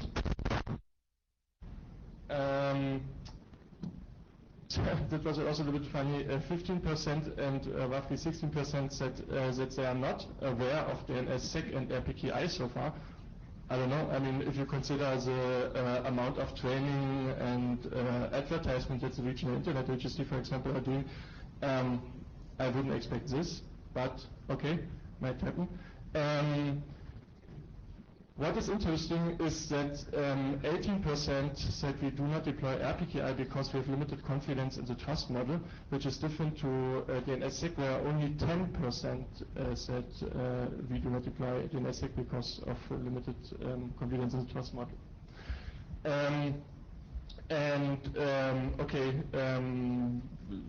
We have 8% that say we are not caring about RPKI because it's BGP is not our business. Roughly the same for DNS. I mean, if you are an operator, maybe, I mean, I'm surprised that BGP is not your business, but yeah, that, I don't know. What is, but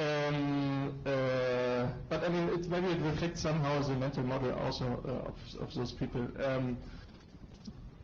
The last question, the last answer to this question was, I mean, I do not deploy RPKI or DNSSEC because it reveals business secrets.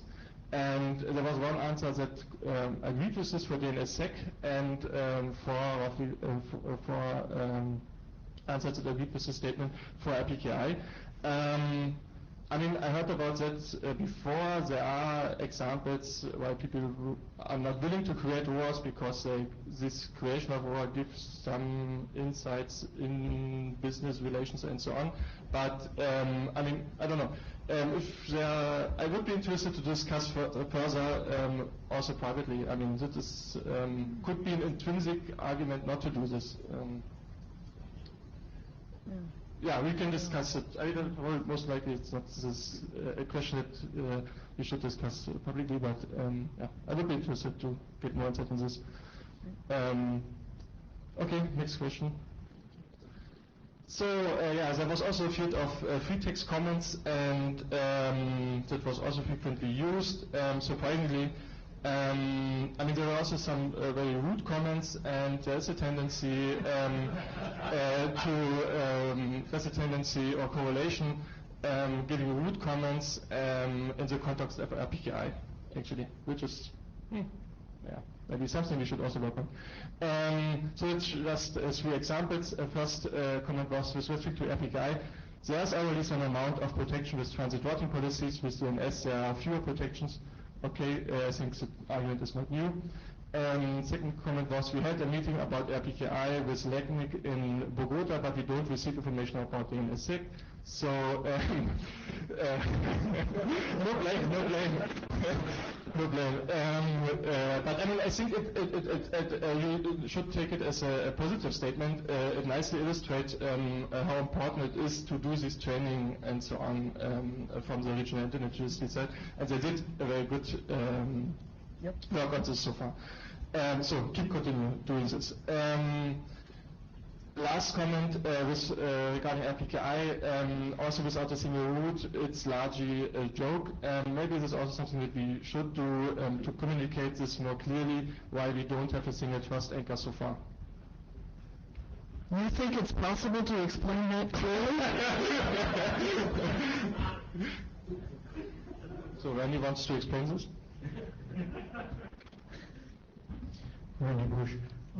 With DNSSEC, without the single root, I, as an operator, would have to manage trust anchors for hundreds and hundreds, and now growing thousands, thanks to Ankayan's greed, of trust relationships. Not doable. Just period, not doable. And hacks like DLV were horrifying. Here, we just have to maintain 5 or 6 trust anchors, while the little boys have their pissing contests, and we can do that. Yes. Nevertheless. Second Ma from CDS. First of all, I would like to appreciate your work. Very interesting and instrumental. And second, I would like to share you some information I got from the Chinese internet community. My team did a similar work with you. I wrote an RPK technical report and shared it within the CCSA, which, by the way, is an IETF-like organization in China. I received many feedbacks. Among others, the bad one is the RPK has some operation risks. As mentioned in many occurrences, the CE of an internet number resource holder could be removed maliciously or inadvertently somehow. So unless there is a RPK safeguard solution is over there to eliminate their concern, the ISP in China, as I thought I know, all ISP in China want to get started with deploying RPK. So I'm therefore pleased to see some discussions within Sidr working group, especially the local transit management suspenders by the BBN team. So my suggestion is to accelerate the RPK deployment worldwide, or maybe in China. We should focus on the RPK safeguard solutions. So that's my suggestion. And maybe what I say is could partly answer your survey. The reason why some people won't or they fail to deploy RPK.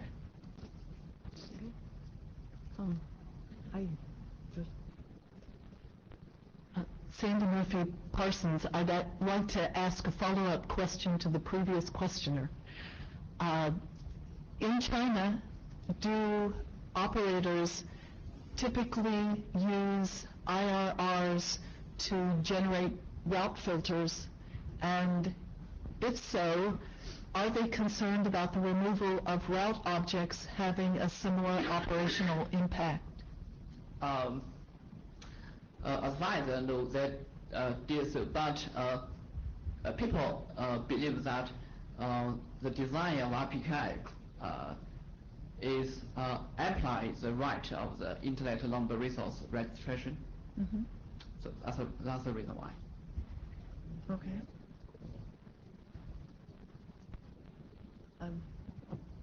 I heard some comment from the group, but I didn't hear what it was. They believe RPK is more powerful. Interesting. Okay. Then Okay. So. Okay. Okay, last slide. To sum up, I mean, to increase deployment, I think it's quite obvious that it's important to identify early adopters because, I mean, not only because they start early to deploy new technology, but also there are a lot of people who look on these early adopters first and think that if we identify the early adopters, it's important that we motivate them to report about their experience with this. So we need probably more what's the lessons learned report. Regarding RPKI specifically, I mean, there are not only people that create ROAS, but obviously already people that also do some origin validation. And we got also a lot of free text comments that of people who said, okay, we do this in the future, in the near future. Yeah, regarding the trust model and the reason why people do not deploy RPKI versus the NSSEC, there is a tendency in for RPKI regarding an untrust in the trust model. So yeah, that's maybe something that needs also to be clarified to convince people. Yes, so far? Okay. Thank you. And particularly if you participated, thank you for the participation in this survey. And yeah, I mean, if you want to discuss reasons why you don't deploy RPKI so far privately, I'm happy to do this, to discuss this. All right. Thank you. Anything else?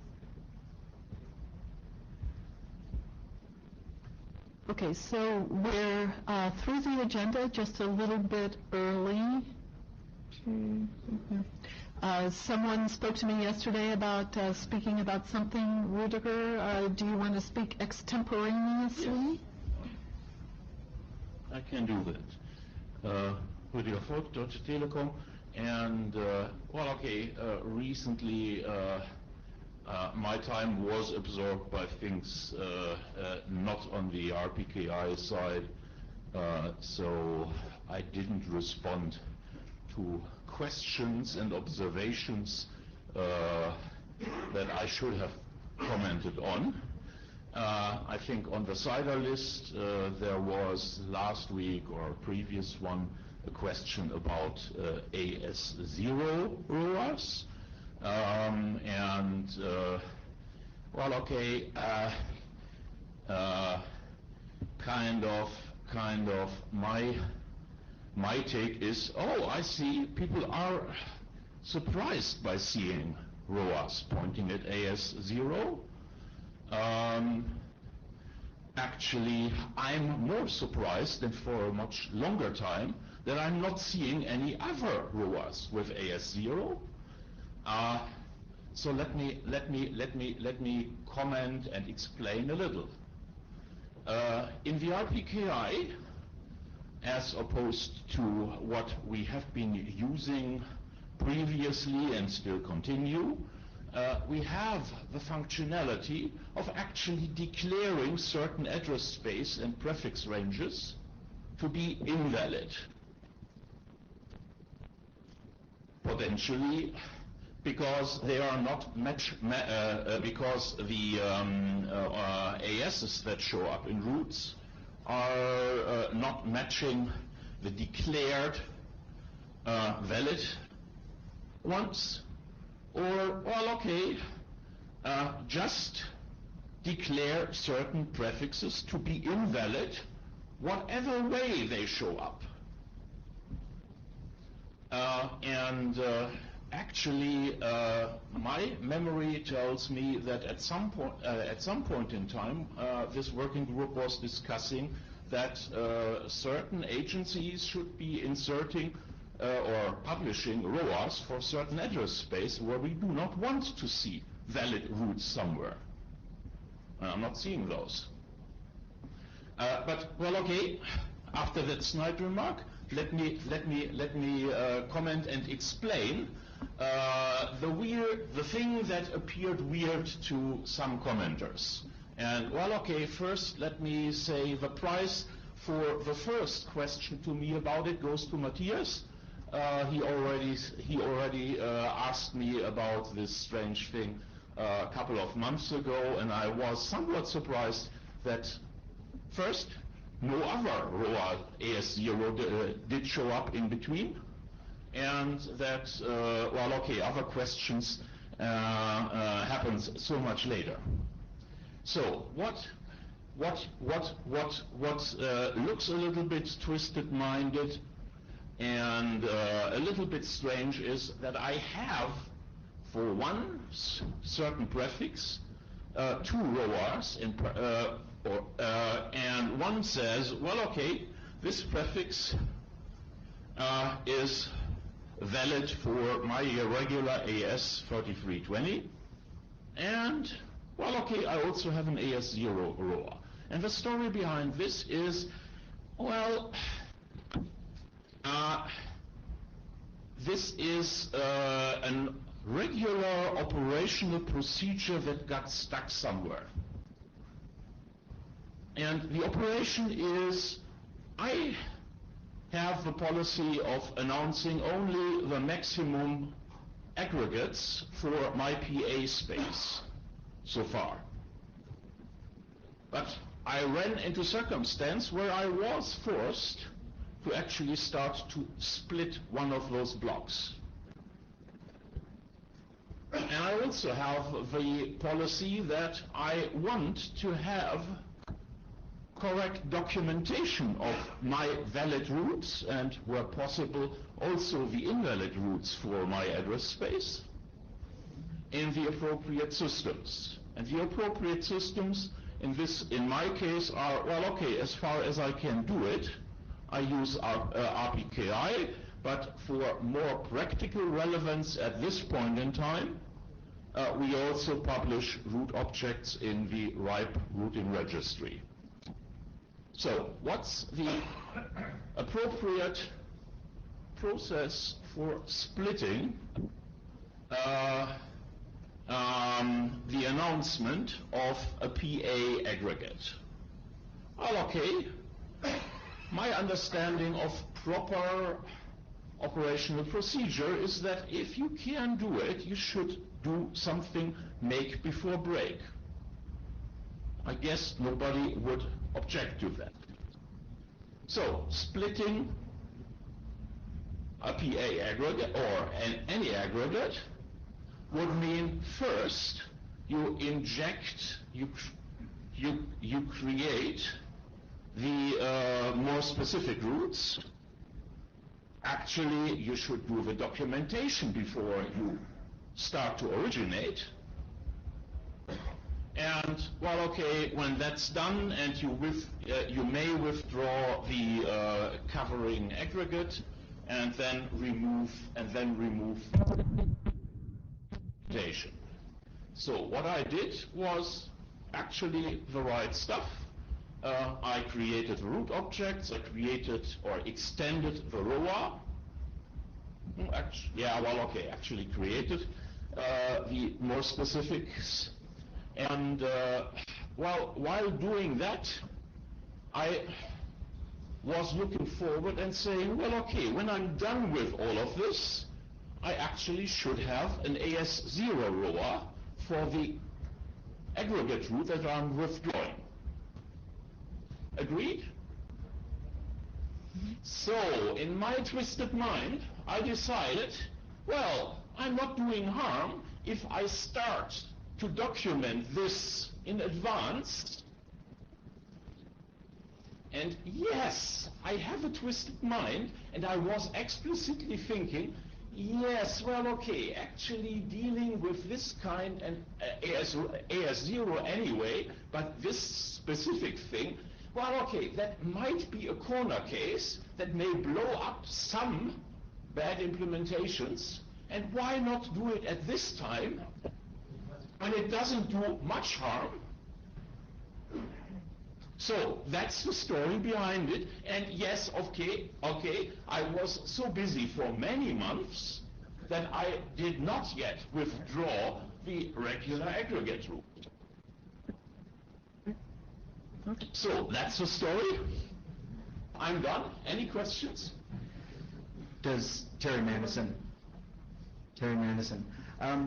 does what you've done either agree or disagree with anything out of Section 3 of RFC 6907, which actually talks about using AS0 and talks about restriction of part of prefixes and so on and so forth? Well, okay, I don't have a chapter and verse ready in my head. I'm getting really old, but even when I was young, I didn't do that.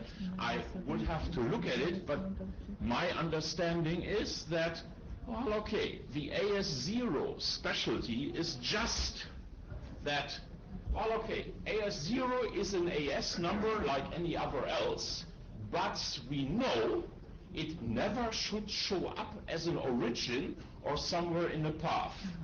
So that as a result, if you do the AS0 ROA, well, okay, anything, well, okay, you can put a parallel real AS number there, and you can put ROAs for more specifics below for making those valid.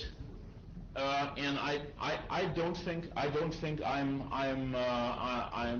violating any of the formal semantics rules and so on.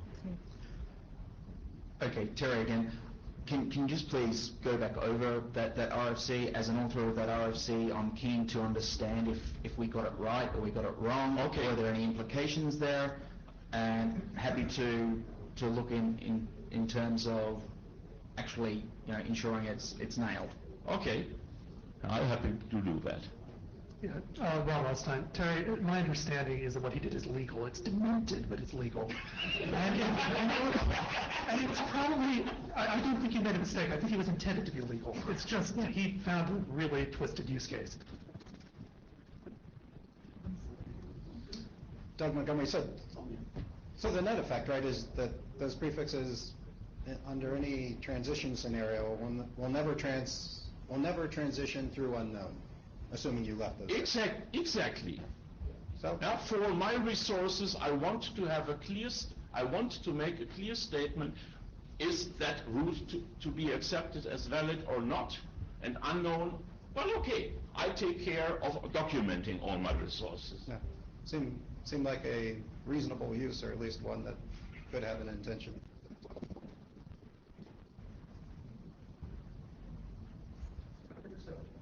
Okay.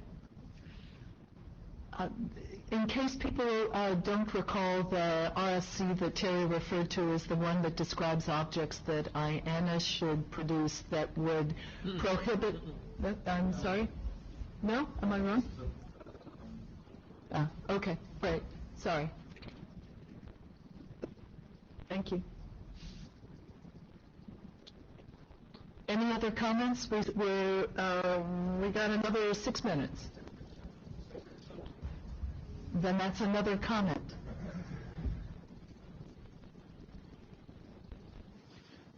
Randy Bush, still at IIJ for over 12 years, coaching 13.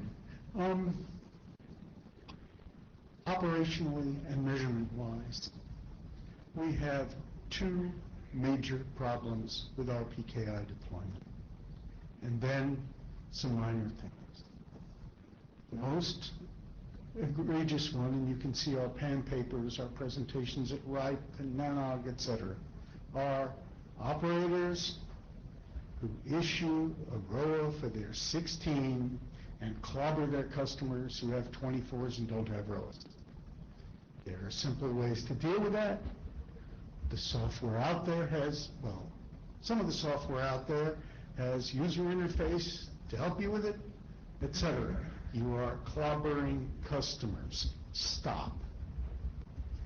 2 is group trust anchors, where the manifest expiration is different than the trust anchor expiration. So nobody notices that it becomes invalid. And so, pardon? The manifest becomes invalid. Rob can give you the bloody detail, but it's taken out APNIC, pardon? All right, I'm just going to, Rob Austin, I'm going to grab the mic very briefly. It's a very specific failure that has now happened to 3 of the 5 RARs, okay? The problem is the manifest, because it's this weird hybrid thing that we invented for this purpose rather than something that came with X509, it has both an embedded EE certificate and CRL-like properties. Okay, so it's got to be CRL-like this update, next update, which are the things that control the semantics you care about. But it also has this EE certificate whose sole purpose in life is to comply with PKIX, which says that a CA certificate can't directly sign anything but a certificate, or a CRL. Okay, fine.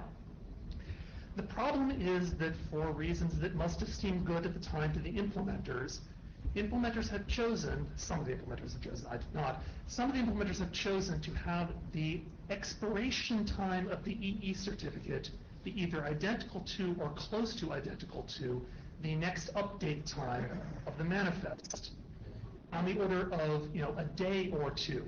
Your server goes down for a weekend. Your manifest doesn't just go stale, it expires. If this is just your mom and pop shop, no big deal. If you're an RIR, your entire continent or continents just went poof. This has now happened to Aaron, this has now happened to LACNIC, and this has now happened to AFRINIC. They generally clean it up within a few days when someone points it out to them. In one case, they actually figured it out before anybody did. But this is dangerous. And the fix is trivial. Use a longer expiration time. For example, the expiration time of the parent CA certificate.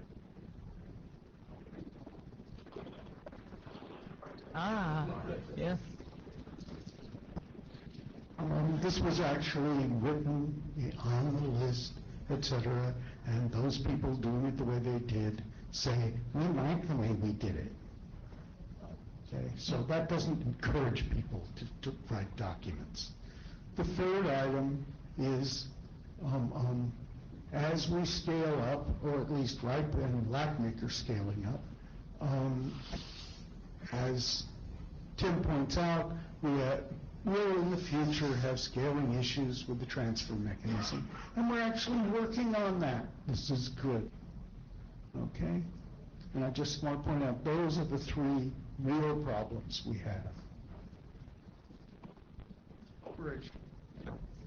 Jeff, a brief comment about this. We have wikis attached to most of our work. This is a great talk for anybody who has one of these operational comments, or something that should eventually end up in a BCP document, to put this out there where people can see it without actually making it beautiful.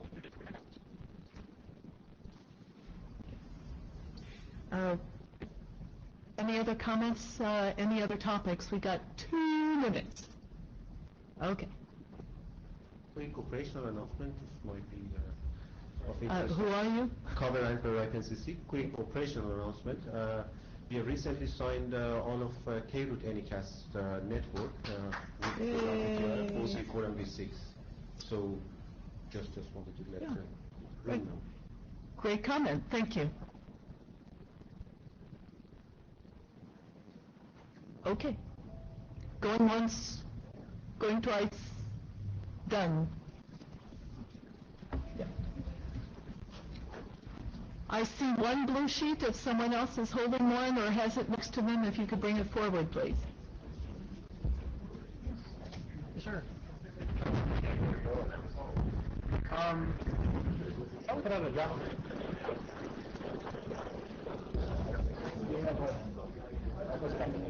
Yeah, there's like 3 things. One is yes or no.